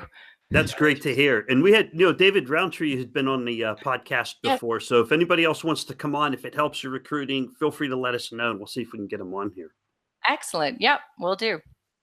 So Tamara, it really feels like you're solving the economies of scale problem that IOHK is having, or not IOHK is having, but there's to solve in blockchain. You're really making sure that you are solving problems on the local level and the country level, and then moving from place to place. So what's next for Tamara? What's your next big project, if you can share?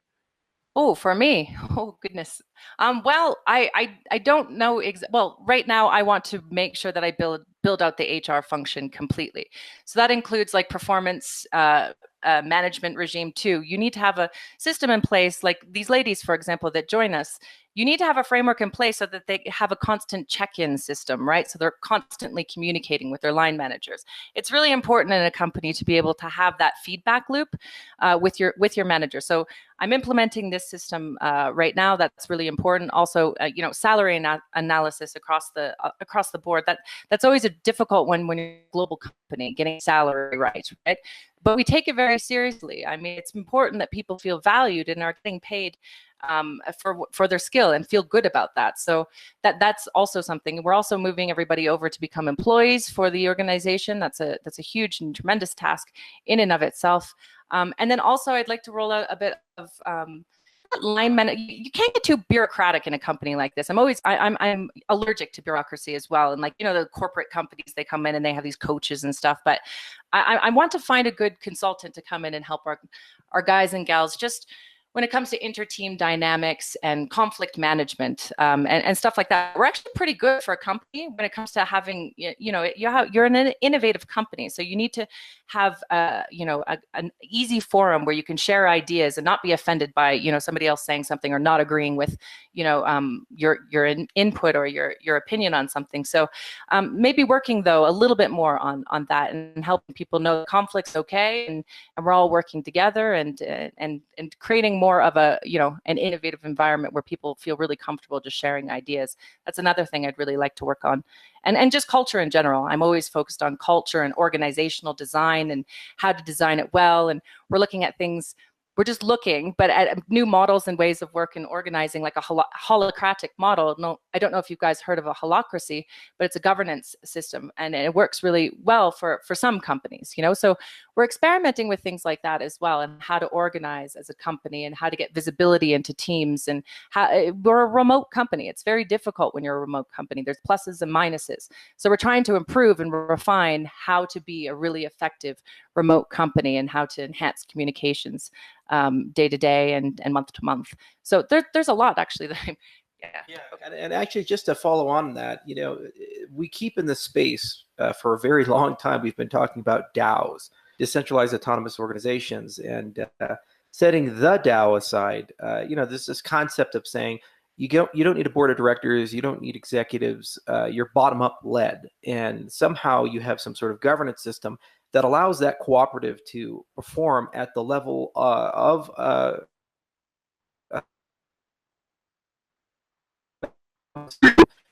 so our realized company, more than 16 countries now, and for the most part, people are self-motivated and they work in small groups and they work over Slack or other tools. And as a consequence, your standard hierarchical management system of people watching you and aggressive time checking and everybody being in the same office, that just doesn't work. So the huge HR challenge is building a culture where you can actually get people from all over the world, 20 different languages in our company, and get these people to be able to talk to each other, perform well together, be able to work in different time zones, and somehow empower people to horizontally make decisions without necessarily going to the top. Now, everything we do there, because everything we do as a company is open source, will eventually become a business operating system. And our hope is that we can take that business operating system, put it up on GitHub, open source it, and make it available to everyone. You know, it's not uncommon for certain business models to do that. For example, Valve has done that with their operating system, and there's a litany of others, if you look closely, that are distributed that have tried this. But the advantage we have is that eventually we can start pooling some of the facilities of our company and putting those facilities into a blockchain-oriented environment, and then make them templatable, and then people can actually use these best practices that we're having to kind of learn through trial and error and hard struggles and, you know, knock on wood, and be able to just take that and immediately get their firm working well.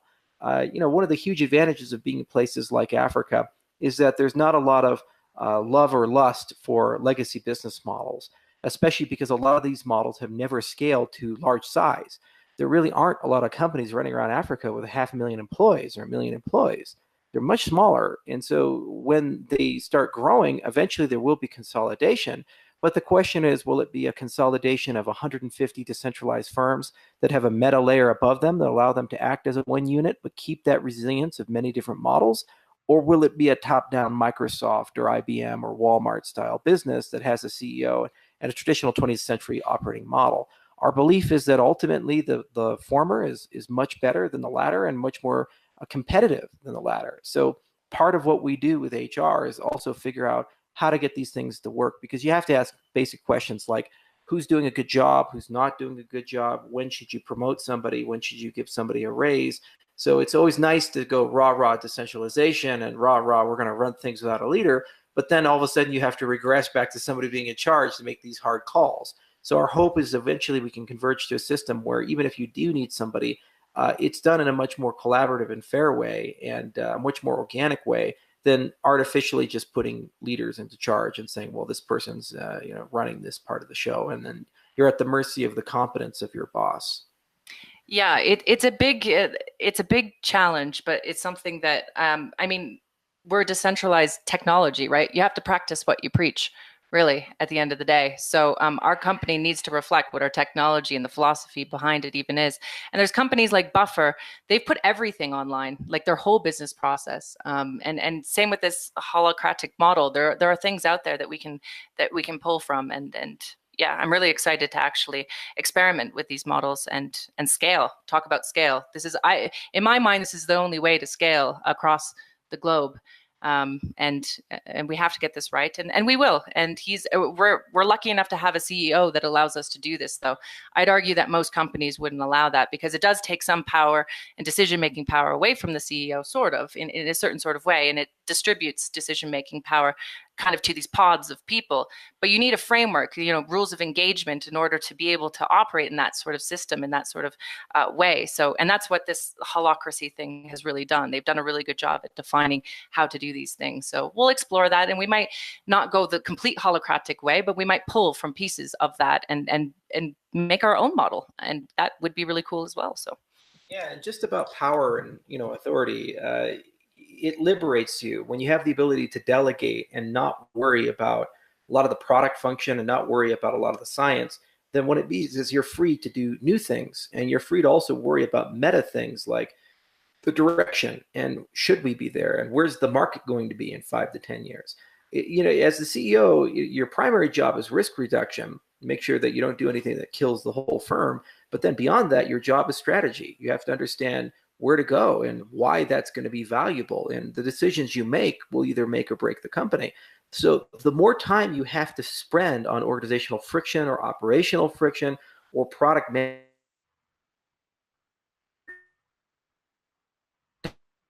your primary CEO. The problem with those is that you just kind of like controlling everything. You like micromanaging everything. People, really say, well, if I don't do it, no one will do it, or they don't quite do it right.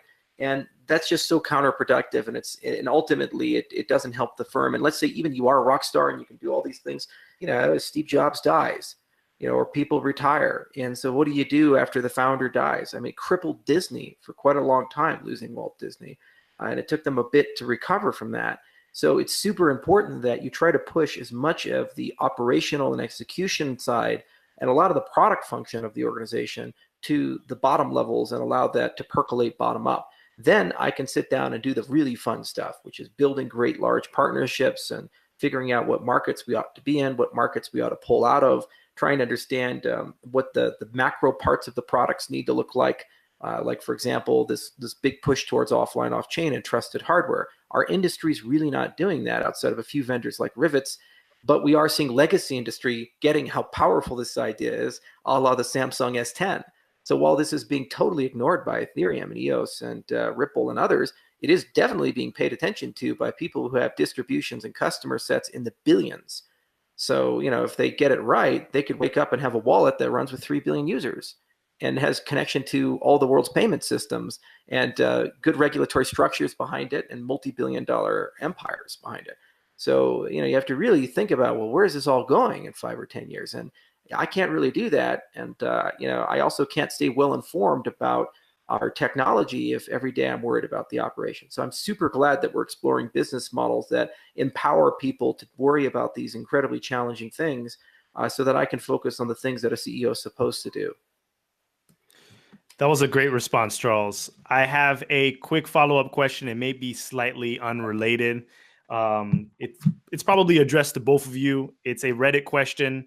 It's from Quentin and Nostradamus. I wanted to get to it before I forgot. So basically, Quentin is asking, half of Africa is French-speaking. How will you approach these countries? And Nostradamus followed it by pretty much reiterating the point that when is there going to be an academy or a Haskell course in French for those African-speaking countries? So that's from Nostradamus and Quentin.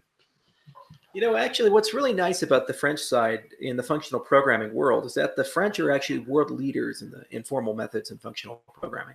They created the OCaml programming language. They created Coq.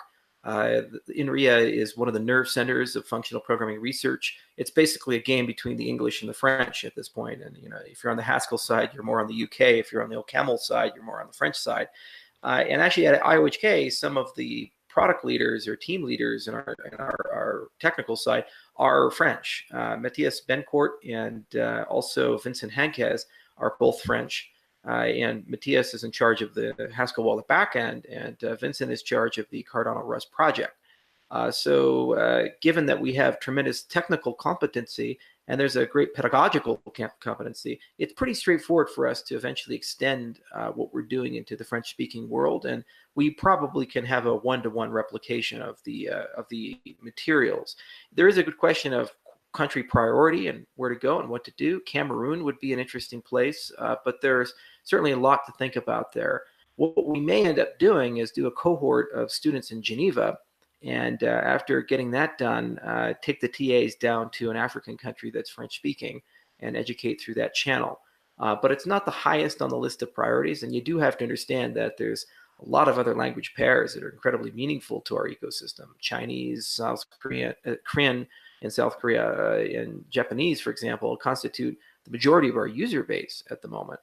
So while we really want to push aggressively in Africa, it's still a game of Asia in terms of market dynamics and immediate growth for 2019. So we have to give some love to Asia, and we have to give some love in those materials.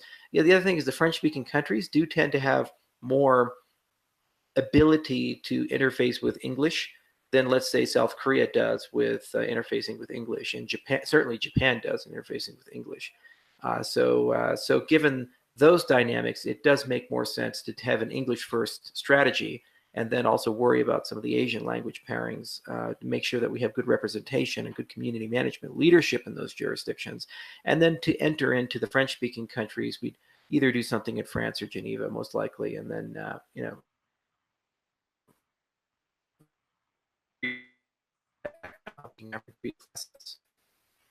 Okay. And I'd like to remind the viewers that Sebastien is French speaking. So when IOHK is ready to go, I think Sebastien, you can help out. Yeah, and there's also a French podcast too. So the French ecosystem is really growing. There's a lot of people active. Perfect. Rick, Sebastien, did you have any other questions for tomorrow? Yeah, I guess I have one question. So you said in this class you hired all 23, and you'd also like to replicate the same course across Africa. You either have two choices. You're going to hire hundreds of people across Africa, or at some point you're going to have to scale back the hiring. So what does that look like? Oh, you always ask such practical questions, Sebastien. That's why I love you. No, very good question. So with this one in particular, that's obviously not going to be the case, I think, for all of them. With this one, it's a little bit different. And we do have a deficit in women developers in the company. We do. And the issue is not that we don't want to hire them or anything. They just don't apply. They really don't. And I've always been trying to rack my brain. It's like, okay, well, maybe we can write our job descriptions different and maybe get more women in here or whatnot. And but nothing seems to change. Actually, we did rewrite our external job specs to see if that maybe would open it up a little bit more. So I have to say, though, Sebastien, I mean, it's not just because they're all women that I want to just hire them all. They really are uniquely competent, each and every single one of them, in very specific ways. I was just on a panel actually speaking about diversity in thinking. So diversity in thinking is not just people from different, backgrounds and skill sets, but different cultures, and the gender thing. I mean, I'm always trying to think, okay, well, women and men, I know we're very different. We do think very differently. So I think having sort of female developers actually enter into our company and work for us, that will really just bring just a different way or level of thinking in teams. And all of my guys too are always saying, please, can you just hire more women? They really do want to actually, yeah. We already have evidence of those dynamics. For example, Lars always taught the class himself, and this was the first time that he taught it with Polina. And Polina really did make Lars a far more effective teacher, because she could do things and think of things from a different perspective and a different viewpoint than he could. Now, as for the scaling question, there's a huge deficit of labor versus available projects. Guys, there's a lot of money floating around this continent, and there's a huge amount of business that we are probably going to have to turn down because we just simply don't have the people to do it. So we will aggressively hire, and the cost of hiring people is considerably lower in Africa, even paying people in the top 5% wage bracket. So it is easier for us to have larger numbers here, assuming we have the management layer to coordinate them, which is why the holacracy work is so important, because it reduces the overall weight of the organization despite the scale of the organization. Now, in terms of opportunities, we have another person coming on soon from ICE Addis, probably after Tamara and I talk, and he can take you through basically what ICE does. But my hope is that a lot of these candidates will end up becoming entrepreneurs and starting businesses in the jurisdiction, and then they'll end up hiring their co-students. And the reality is there's a lot of capital. In fact, I talked to a lot of venture capitalists, and their issue is deal flow. It's not money. They'll have a large fund. They'd love to put a huge amount of money in Africa because it's enormous returns when you get it right, and you don't have to put a lot of money in. For a $50,000 investment in Ethiopia, that's equivalent in some cases to $500,000 to $1 million investment in Silicon Valley. So when you're dealing with numbers like that, you can fund 20 ventures for every one venture you fund in Silicon Valley. And you just like those numbers a lot more, and you're helping out much more grateful people who are a bit more conservative with your money instead of having to live in a $4,000 a month apartment. And, there's poaching concerns every 6 months unless you really go to negotiate equity. They're living together, getting pretty scrappy, eating together, cooking together. So you're getting a much better bang for your buck there. So the issue is deal flow. And so if you create Western educated entrepreneurs with great skill sets that have access to emerging technologies like IoT, AI, and blockchain, and to be able to say, okay, they know how to use this stuff and they're passionate about it, it's really easy for us, either directly or through partners, to get them capital, which means then they're actually their own business owners, and they're building their own teams, hiring local people in their community. And if they're successful, they end up hiring a lot of local people in their community, and you end up creating enormous amounts of jobs.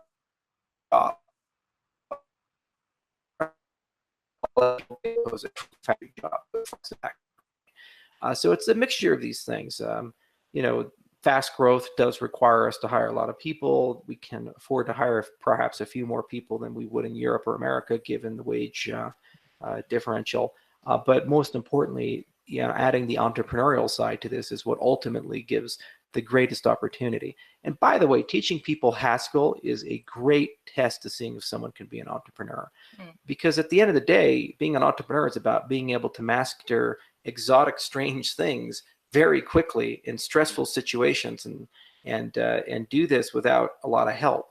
And so you throw someone into the deep end and you teach them this exotic programming language that they probably have never seen before in their computer science curriculum.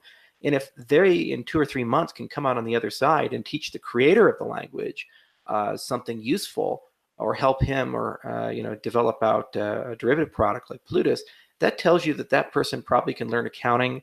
That person can probably learn how to negotiate contracts. That person can probably learn the intricacies of HR pretty quickly. And they have the discipline to do it because they show up every day. That's the other side of being an entrepreneur, is the rigor and the discipline. And these girls in particular, they showed up every day, even if the consequences of that were traveling 2 hours on a bus with no air conditioning. And then having to go home and get home at 11 o'clock at night or 12 o'clock at night. And, in some cases, not the safest places of Addis Ababa, but they did it, and they found ways to make that work. So you can't tell me that they're not resilient, tough, and hardy, and they're not investable, because they have the skills and they have access to high growth markets that are low cost to get into and very high return if you have the right secret sauce for it. Yeah, I wanted to say too about the rigor and the discipline of them. That was probably one of the most amazing things to me too. When I asked them all, it's a basic question, strengths and weaknesses, because it just gives me an idea how they think and where they could, use some improvement as well. And all of them, I swear, maybe 2 didn't say this when I asked what they, maybe one of their weaknesses was. And they all said the same thing. I get stuck on a problem and I can't let it go. And then I don't want to move on to the other thing. And to me, that's just not really a weakness. And all of them, I just kept laughing at them. Like, that's your weakness? Really? That's what it is? And then I was talking to Lars afterward, and Lars is like, oh yeah, that's my weakness too. I'm like, okay, this is truly just a developer thing, because obviously if you don't figure out this problem, you're going to have a hell of a time on the back end, trying to figure out all these other more complicated problems when it comes to comp sci and Haskell programming. So I was just so amazed, though. All of them said it, and they really are very strong, dedicated women. And some of these guys have already developed their web app developers. They've developed their own applications. One of these ladies has her own application that helps autistic children learn. I mean, they are already showing signs of entrepreneurial spirit and skill set. Honestly, all of them. Some of them had leadership skills a little bit more than others. But yeah, I can truly see all of them thriving in one area or another. But it's our job to make sure that we help find them that place and help develop their careers. This is why I love my job, because I get to help develop these women's careers. And that's such a great gift. I got the gift. Charles said to me, hey, come to my company, be a culture officer. He got me out of law school. I was like, what's a culture officer? Okay, yeah, I'll do that. And I figured it out. And he said, you know what, you can be whatever you want in this company. And he offered me this role. And I've got to do that as well. I got to thrive in this and build a career. And I'm just so excited I get to offer all of these women, anybody that applies for us that I get to hire, that is my job. I get to offer them that gift. It's pretty amazing. So, yeah. Thank you, Tom. Appreciate it. That sounds like a very surreal experience. And this is the most surreal experience of my life. Yes. And I've had a strange life. I'm sure you were very good at keeping it weird. Okay. Yes, that is true. Charles, I'm sure it's surreal for you as well. I mean, now you're in Addis Ababa, Ethiopia. I mean, that's crazy. I'm sure you couldn't dream of this when you were younger. I mean, just the way things have played out. It's been a weird life. I think the strangest thing actually happened in Canada. last year when, so my mother always follows me on Twitter, and she doesn't know really what I do. But for the longest time, she didn't really take my career seriously. So blockchain this, crypto that, whatever, who cares, Forbes, whatever. But the thing that really just was the sea change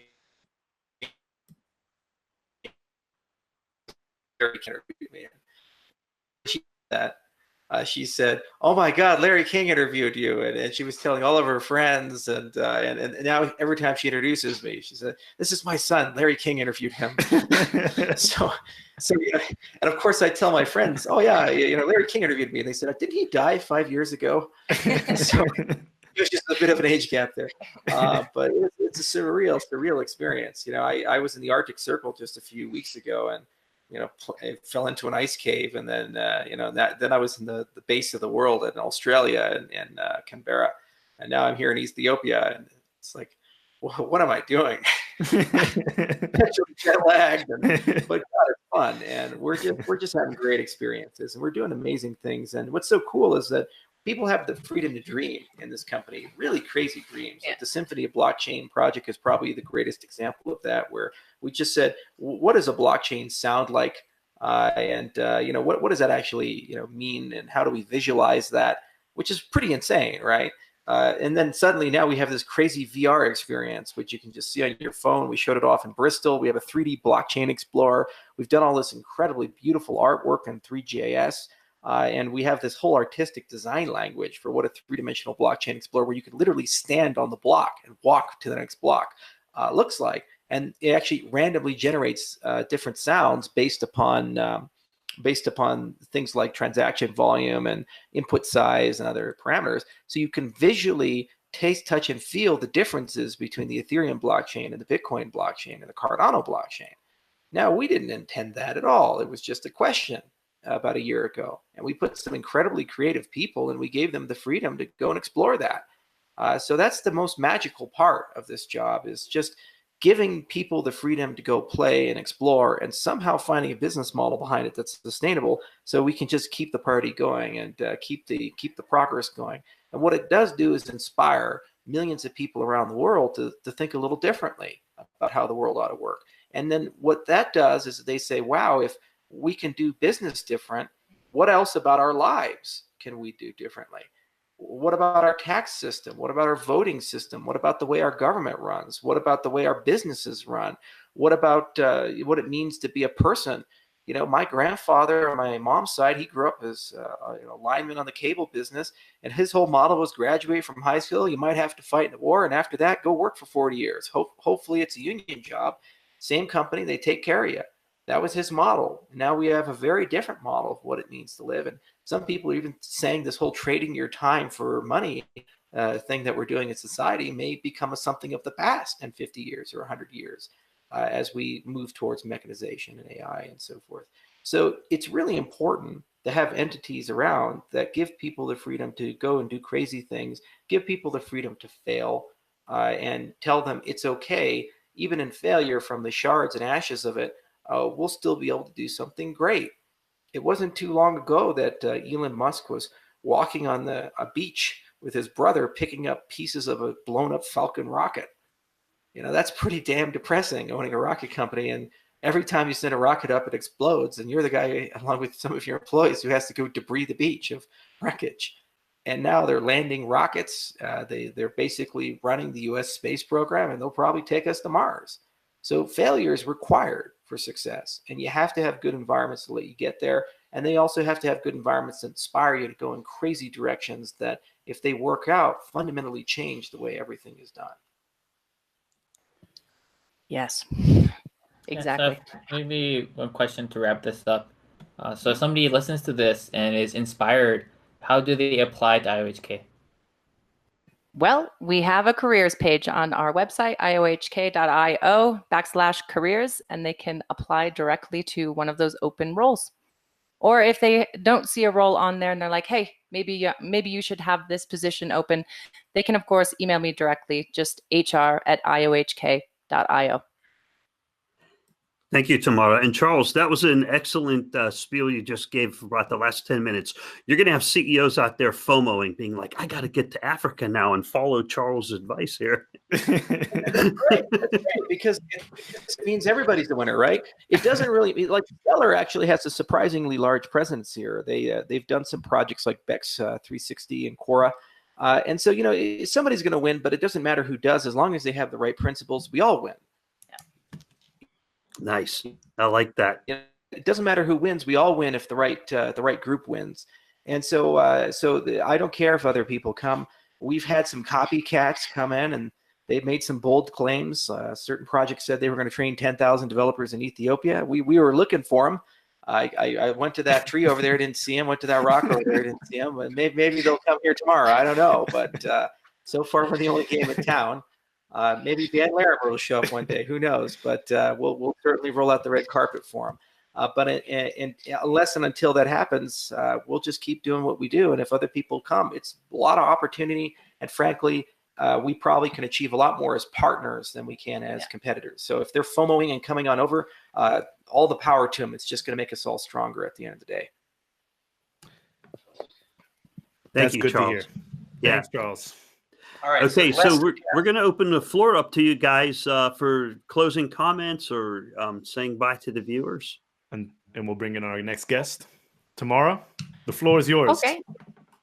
All right. Well, just to carry on from what he just said too, about, we really do give people hope. Every time I'm in an interview with somebody, they're like, wow, this actually is, I can see the hope formulating. And I think we have an obligation to do it. I really do. I treat our company as a public company often, and as an experiment. That's how I describe it to everybody. So I think we have an obligation to experiment in every single vertical, whether it's product management, project management, HR. I'm redefining even what HR even means. I think we have an obligation to do this because things can't keep going the way that they're going in the legacy world, in the way that people work. We spend 60% of our lives, right, doing this. Something has to change, and it's time to change it. It's really just that simple. We have to start changing these things. The way we work, yes, and maybe inspire people to even just think a little bit more about who we are, why we're here, why do we even work so much, and why do we pay so much taxes, and is this the right way? I mean, we really have to start asking these questions, and we're doing it. I believe that we honestly can change the trajectory of a lot of these different things, these horizontals and these verticals. And I'm really excited to do it. So I'm looking for, the company is looking for really special people, motivated people, passionate people that want to expand their skills and help us build this. It really is like a new future, and the future for them, their children, and all the way through. So, yeah. Thank you for the inspiring words, and feel free to come back to the podcast anytime. Yes. Oh, well, thank you very much. I'd love to do this again. Awesome. It was a pleasure having you on, Tamara. Thanks, guys. Thanks very much. Okay, so the next segment, we'll bring in Florian and Kwame. Florian is from ICE Addis, and he can give you a brief introduction of what they do. They're basically like an accelerator, and they're going to help us get into 25 African countries and do 190 Cardano meetups before the end of the year. And the other one is Kwame, and Kwame is from Uganda. His dad's the finance minister, and he's runs a company called Crypto Savannah, and he's the guy who helped us source 4 students in Uganda. But he's also helped us do a lot of really amazing things there, and we're probably going to run another course working with him, and it'll be larger or equivalent size to the one that we did here in Ethiopia. So he can tell you a bit about the environment in Uganda, the kinds of things that are going on there, the entrepreneurs that are doing things, and it gives you kind of a nice native perspective, because we're just coming here doing stuff, but he lives there, he grew up there, and he really wants to change things. Okay. So welcome back. This is the next segment of our marathon podcast. We've been going on for quite a while. So we welcome our next guests. We have Florian from ICE Addis, and we have Kwame from Crypto Savannah. And they are both very involved with blockchain, and they are involved with directly with IOHK. And they'd like to tell us a little bit more about what they do. So Florian, Kwame, the floor is yours. So my name is Kwame Rugunda, and it's a pleasure being on the show. I run a company called Crypto Savannah. Crypto Savannah is a technology company that focuses primarily on building blockchain solutions, as well as we do training and advisory. And we have several projects of interest that are ongoing in Uganda. That is where we are based out of. And I also chair the Blockchain Association of Uganda, which is a group of companies that are involved in blockchain and the crypto space in the country. Now, our relationship with IOHK dates back several months. And since our relationship began in South Africa a couple of months ago, we decided to embark on an experiment together to train young female developers. So the program in Addis Ababa that has been training female developers in blockchain software has 4 girls from Uganda. So IOHK collaborated with Crypto Savannah in identifying these 4 girls, and we brought them into the program together. Now, aside from that, that's on our training side. We build blockchain solutions. Our most interesting one right now is a stablecoin that is pegged to the national currency, which is one that we're working on. And we have a few others in the track and trace space, in the agricultural sector, and also with donations. So that is what Crypto Savannah is doing, and we look forward to collaborating with IOHK, both on the training side, building solution side, and adding value to the African economies using the power of blockchain technology. So, yeah, my name is Florian Manderscheid. I'm co-founder of ICIS. And what we do in Ethiopia is we run an incubator, an innovation hub. We started back in the days in 2011 as part of the GIZ, the German Development Cooperation Program in education, together with the Addis Ababa University. It was basically, that there was no place to go for entrepreneurs or people with ideas. You know, the whole story of innovation hubs is actually quite young in Africa in general. So when we started here in Ethiopia, there was no other place. I think in all over Africa, it must have been maybe 20 hubs maximum. So we engaged a lot with iHub back in the days. And we were just like, okay, how do we make this happen? How do we create a space for entrepreneurs, for just young people with great ideas to take the next step?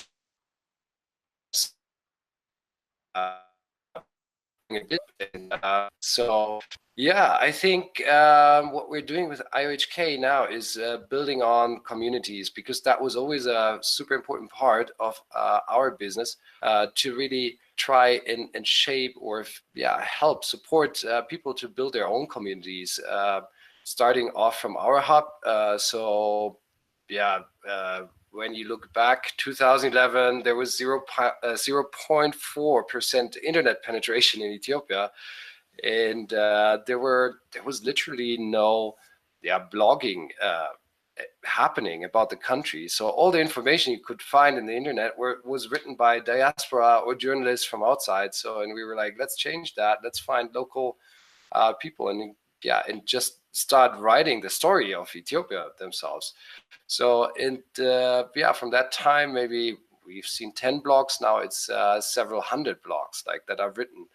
And I think that's one of the most important piece of the puzzle, how you or how we see it, how things can change or happen, that you give people a platform to exchange, that you help them to connect with other peers with similar interests, but also create an exchange between other creatives and doers. I would say just people who want or who are thriving for change and coming up with new ideas. So we build a lot more communities around gaming, in the creative industries like visual arts, but also electronic musics. So it doesn't have to be necessarily tech only, but why we're, I would say, pushing also on the tech side is it's scalable, and that's what we want to make. We want to make it happen with Cardano, then building 25 communities in 25 different countries in all over Africa. And we're doing that because we believe like the work on the grassroots level helps you to find people who are facing real challenges and who can then come up with own solutions within their communities, work on it, discuss it, connect to others, network. and then eventually, yeah, I would say start their own thing and grow. So, yeah. Yeah, thank you, Florian. And also, Kwame, thank you for being on the podcast. My first question goes to Kwame because he said one of the magic words. He mentioned building a stable coin. And our viewers they like stuff like that. So is your stable coin, you plan on using the Cardano system as the baseline for it or transitioning to it? How's that going to work? Yeah, so we built our own private blockchain. Part of the conversations that I'm having with Cardano to explore this particular type of relationship, but we're currently doing it on our own. Okay, and do you plan on working with the students who recently graduated, we were talking about earlier on the podcast? Yes, we actually are going to work with them. And this is the second point that Cardano and ourselves are speaking about, working with these students as we pursue projects both in Uganda and elsewhere on the continent. So another question for Kwame. Oh, Rick, did you have something? Nope, go for it. Okay, so the 4 girls that were part of the Haskell course, what was the process of acquiring such talent in Uganda and making sure that you get the best of the best? Yeah, so getting the best of the best was critical for us. And so we run a program in which we extended invitations. It ran online, it ran in the media. And so we had about 60 people who were applying. We had many more initially than 60 were in the final group, and we gradually kept cutting them down eventually to 10. And then we had 10 of them presented to the Cardano team, of which the Cardano interviewer identified these top 4 as the ones that they would take for the program. And the top 4 have graduated, have finished the program, and we're looking to take as many of them into actual work of building projects. Okay.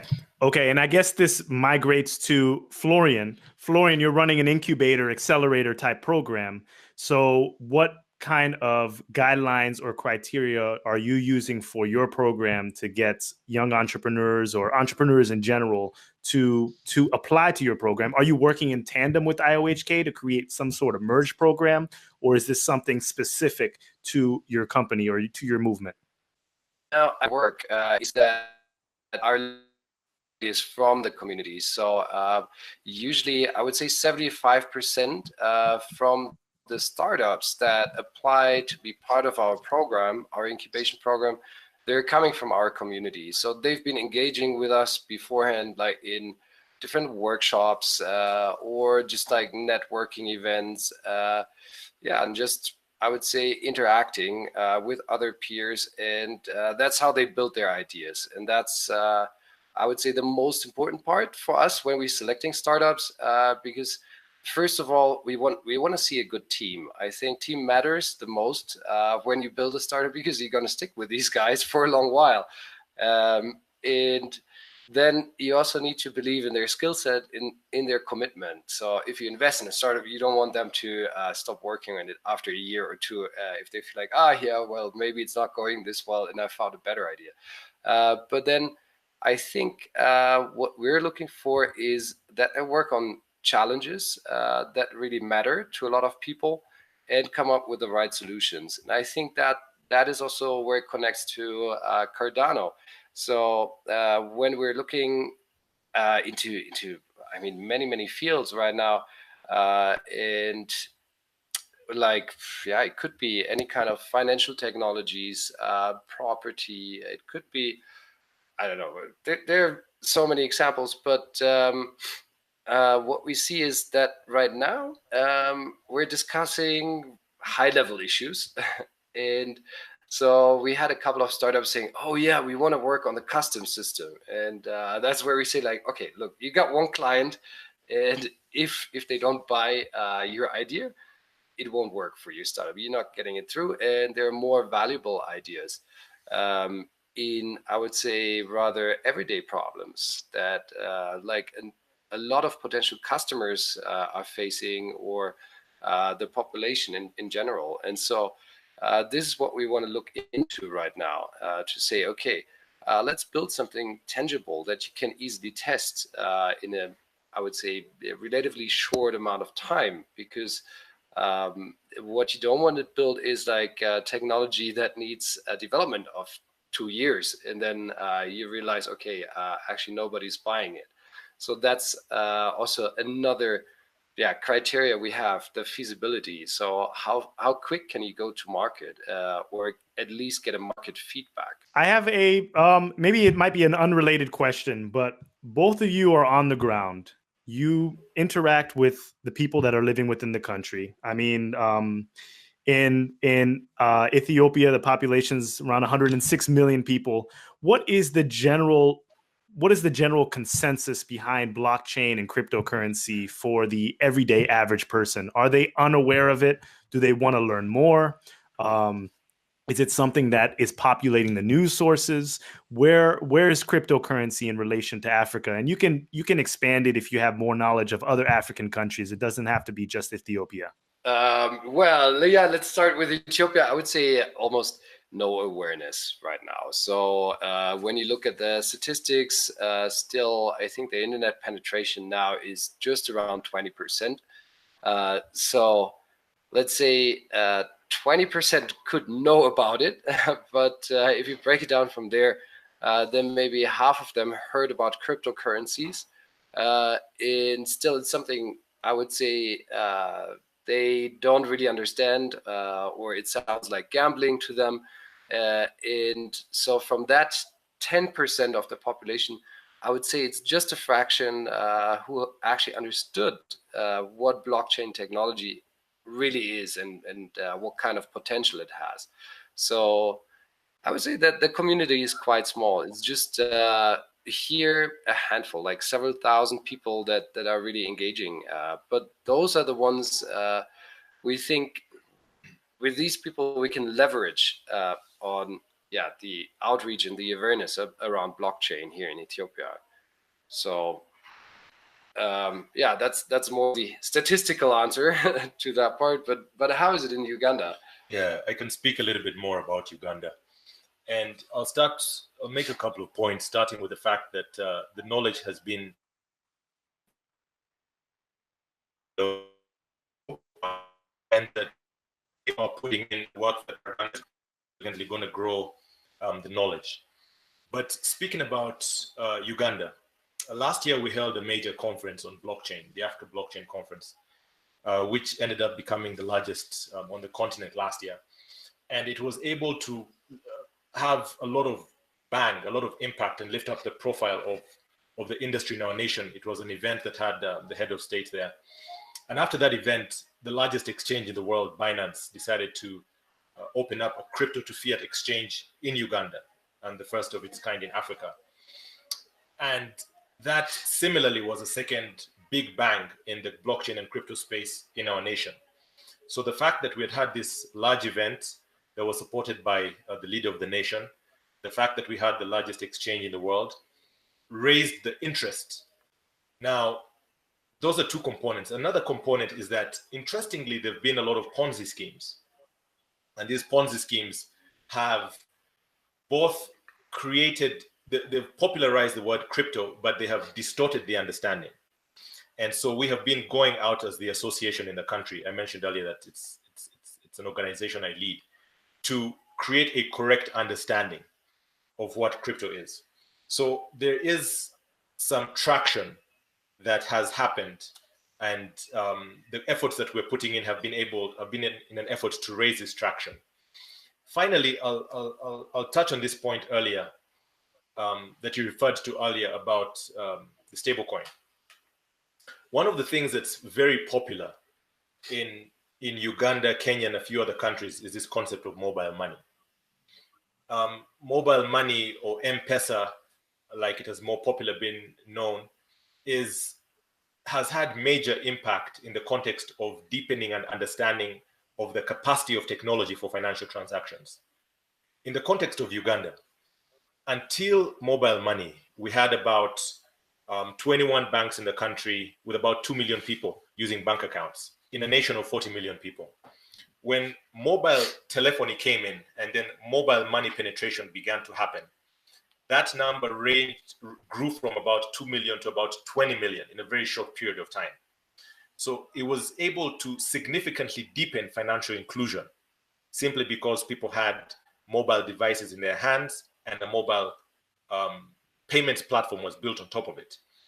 Now, that having been said, it has had great impact, but there are still several problems. And now this is where the point of crypto comes in.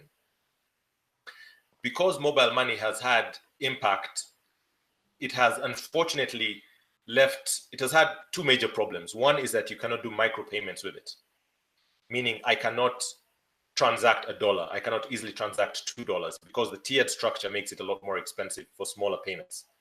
And then the second problem is on cost of transactions. Now, because of those types of problems, suggestions, ideas around blockchain solutions, this point I was making about stablecoin, then present themselves. And as people begin to look for solutions to these problems that I've just described, the option of crypto then is brought to the table. So there are many organizations that are interested in deepening the financial sector, in financial inclusion. So they are then asking the question, but what can this crypto industry do in order to deepen financial inclusion? What can this crypto industry do in order to bring down the cost of transactions? So this has been another factor that has created greater talkability amongst industry leaders on the crypto subject. So although in general, the knowledge of blockchain and crypto has been low, because of these factors that I've just mentioned to you, it is growing, and we're excited to be part of this growing journey. No, I think to add a little bit of context to Ethiopia also is we see it changing, and I would totally agree, like what Kwame says.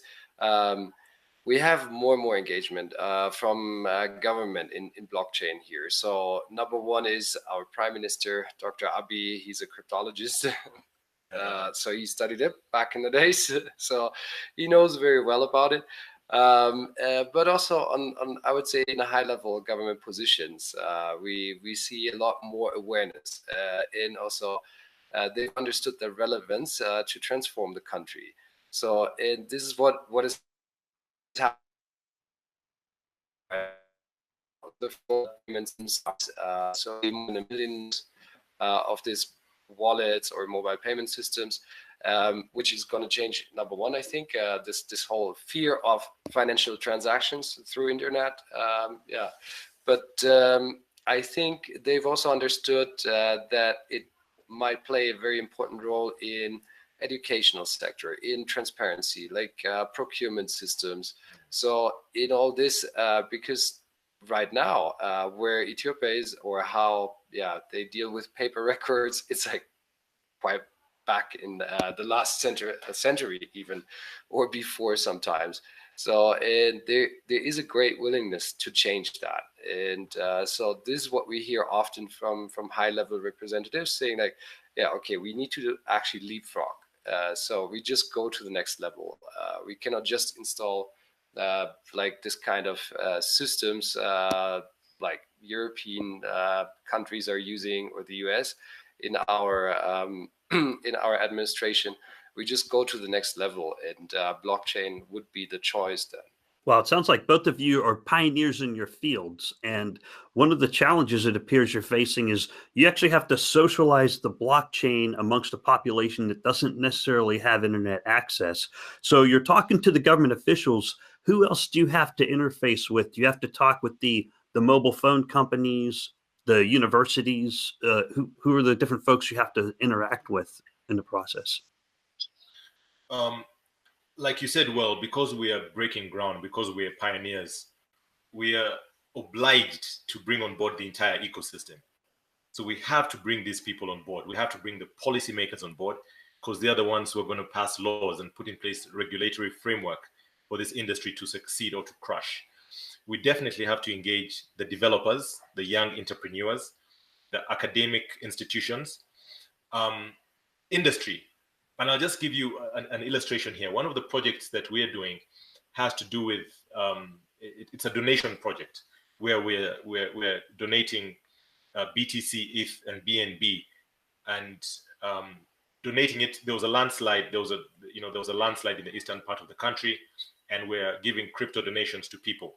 But what is happening is that we're giving them the donation, and they are sending it to a supplier who is bringing equivalent of food and non-food items to them. So we're creating a very transparent way in which donations are being delivered. Now, the interesting thing here is that it was very difficult for us initially to find a supplier of food items and non-food items ready to receive crypto. And the reason for that really is primarily lack of knowledge. But in order to get suppliers on board, we had to work hard to deepen their understanding that this is actually something that a voucher that they can receive and can redeem in order to transfer it to fiat, which they're a little more comfortable with.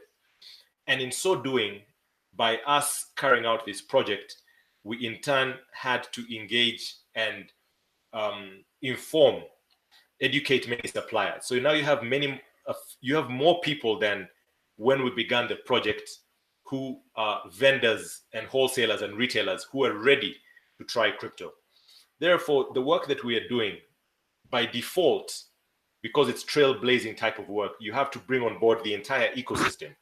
And this is part of the difficulty in what we're doing.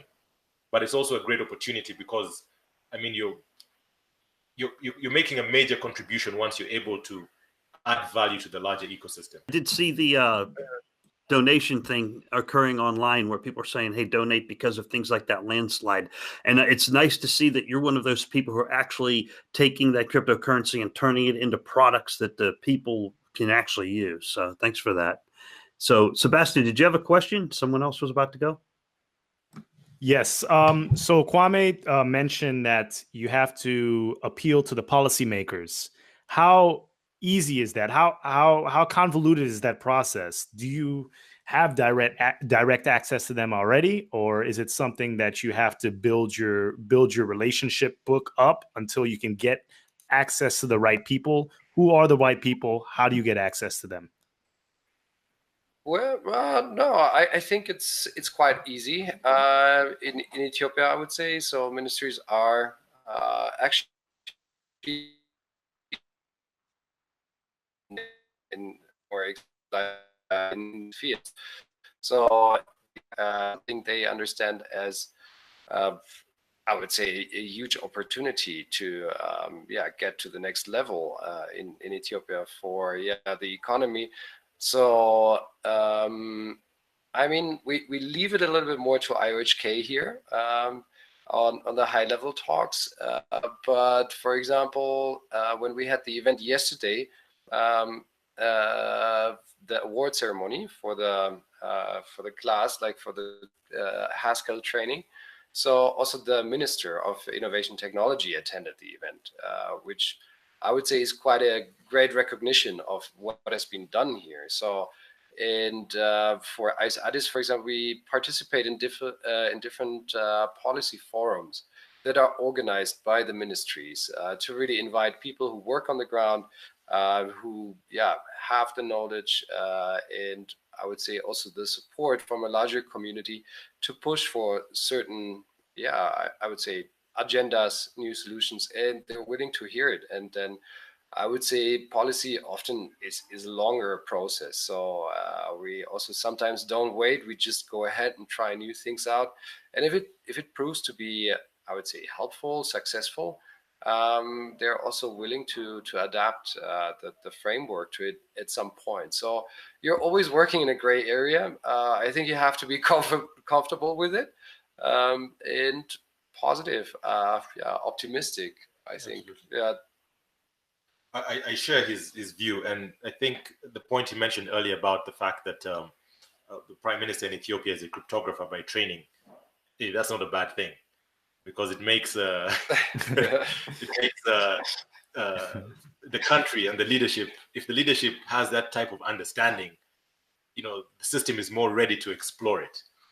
And again, like he mentioned, the fact that we had our minister yesterday at the event goes to show the seriousness with which the government bodies are ready to explore this industry. And I'll just add a little bit more in the case of Uganda. The way many of our countries are hungry for investment opportunities, and because nations are embracing investment opportunities, there's a more the appetite is a little bit higher to try out things. So they are ready for investment opportunities. They do not necessarily have legacy systems that are not that are difficult to turn around. So more established economies struggle with this, established systems that cannot easily be maneuvered. But once you have younger systems that are a little more malleable, you find that there's a readiness to try out new things. And this is part of the reason for which this mobile industry boomed. The mobile revolution happened, and now the mobile money revolution is happening, because there's a readiness to try out new things. And this readiness is it expresses itself in the way decisions are being made, a readiness to experiment by the leaders. So those have been helpful. Those have been helpful in enabling us engage with them. And when we engage with them, they want to try out new things. They want to see where else these things have worked. So that friendly approach is very helpful. And you asked the question, how are we able to do it? We spend time with the people who would be regulating this type of sector, the capital markets bodies. The central bank, of course, is similarly very interested, legislators as well. But that having been said, we continue to run ahead of the private sector. We continue to run ahead as innovators and tell them, this is what we're doing. Take a look at it. Yes, it is not yet defined in your laws. It is not yet under any form of regulatory framework, but we're giving you visibility so that as you develop the frameworks for regulating the sector, you have an understanding from practitioners, people who are actually doing it. And the reception has been good. Yeah. I mean, we've been discussing it about 2 weeks ago in a conference about sandboxes, basically, for new business models. It's not implemented here yet in Ethiopia, but I know from Kenya, for example, they have this sandbox policy frameworks where they give you a lot of freedom to try new products, new technologies, new models in different sectors, and just to explore like what is the potential, and then come up with a regulatory framework.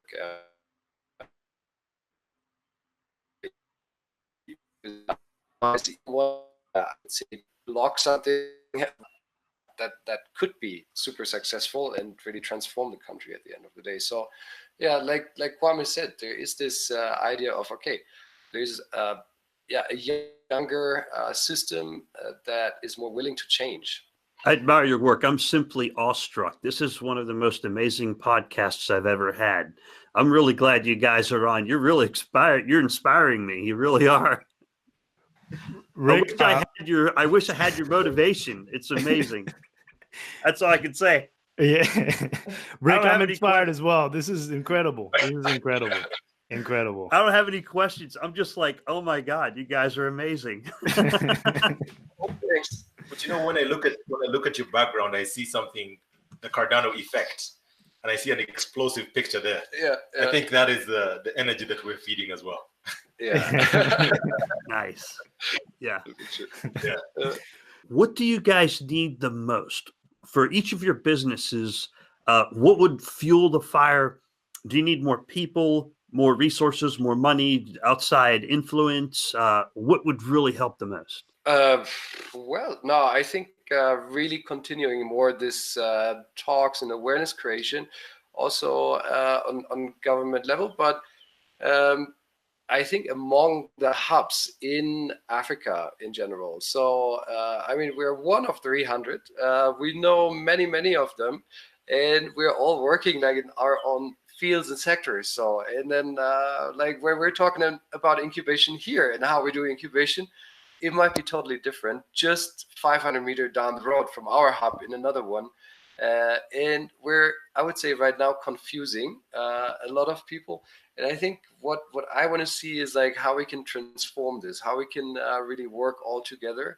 And pushing even more or pushing harder for things to happen, to change. And I think, first of all, it's more an internal process that we need to go through to get to this level. So, because I think money is not the issue here. So there's a lot of funding, capital available, or investment funds interested. Of course, there's always a shortage of technical budget on the one side, but at the end of the day, what do you do with money? I mean, you buy expert time with it, you buy equipment or something. So all this can be funded in one way or the other.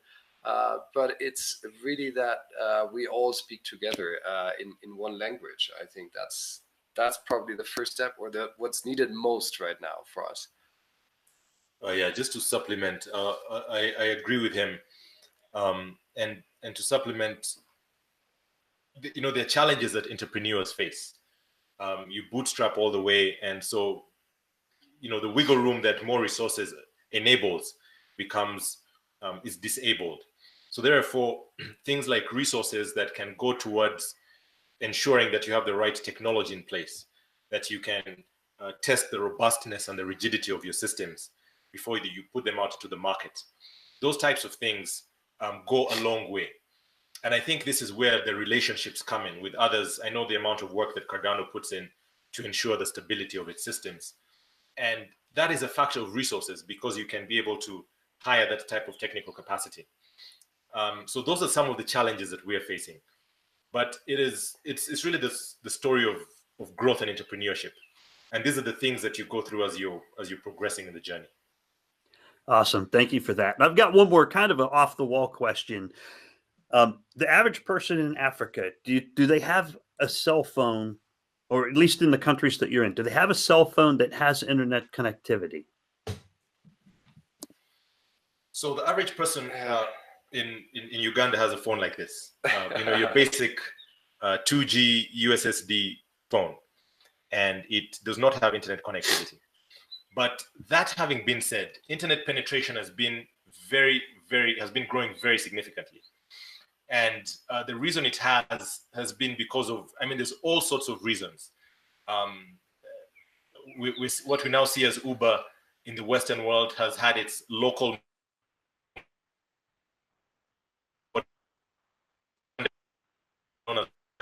motorcycle have an equivalent of an Uber system that they've developed, but it works over it works on data, just like the way Uber does.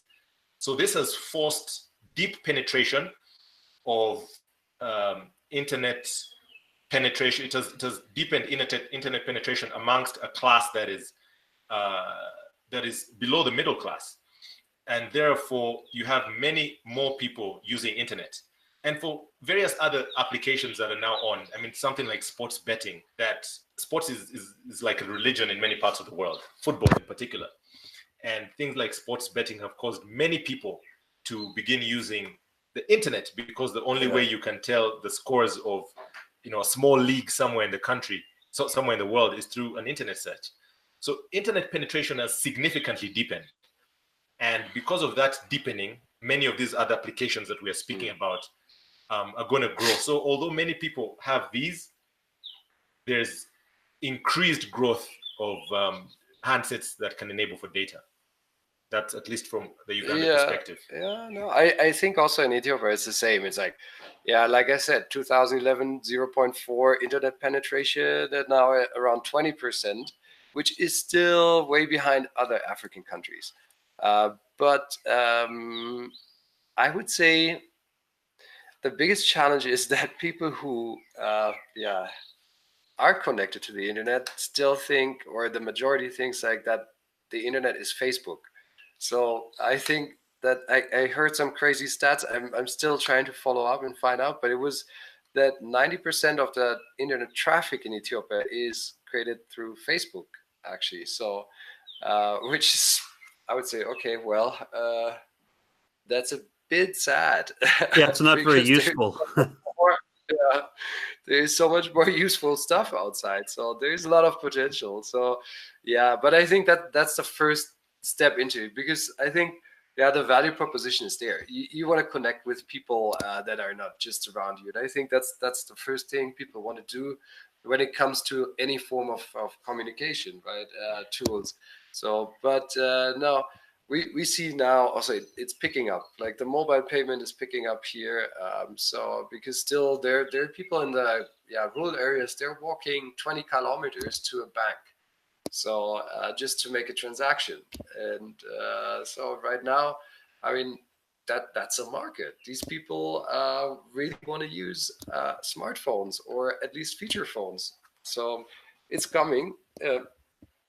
And Charles is making the sign 0 time. Yeah. I can appreciate your perspective. I think you helped clarify things for a lot of Americans, Westerners, and Europeans. And the assumption is if you have a cell phone, you have internet. That's not necessarily true. So thank you for that. I appreciate it. All right. Yeah. We're about to wrap up. Yeah. So Kwame, Florian, thank you for joining us. It was an honor to have you. And I think all of us agreed that this was very insightful. We were having a blast with this podcast, and we appreciate the work that you do. You have the final words. The floor is yours. Is there anything you want to say to the viewers of the Cardano Effect? Oh, well, I mean, I would just invite people to come over here because, the whole group from IOHK Cardano that was being here had a good time, I think. And yeah, it's you see, I'm also not from Ethiopia, obviously, but I also came here on a mission. I was basically learning because once you get to Ethiopia or other African countries, it's you start just figure out new things. You see your own context more critically, I would say, and that's what can really help you to get these new ideas and also new ways to tackle challenges at the end of the day. So we're excited to be part of this blockchain revolution that's going on around the world.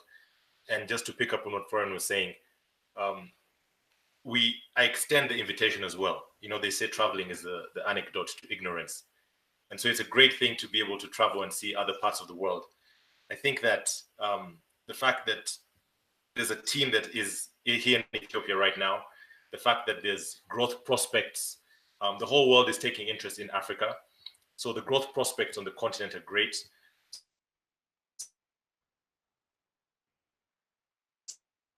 Like people to come and explore, take a look at the world. I think it will open our minds in a whole new way.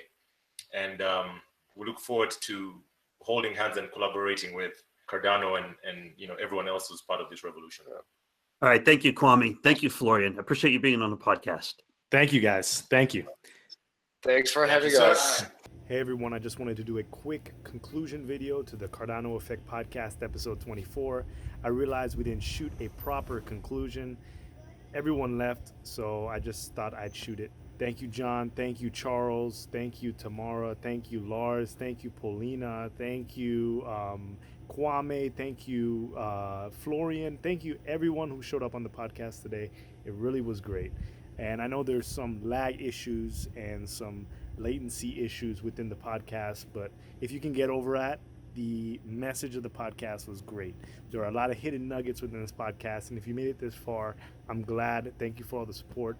Please like, comment, and subscribe, and until the next episode of the Cardano Effect podcast. All right.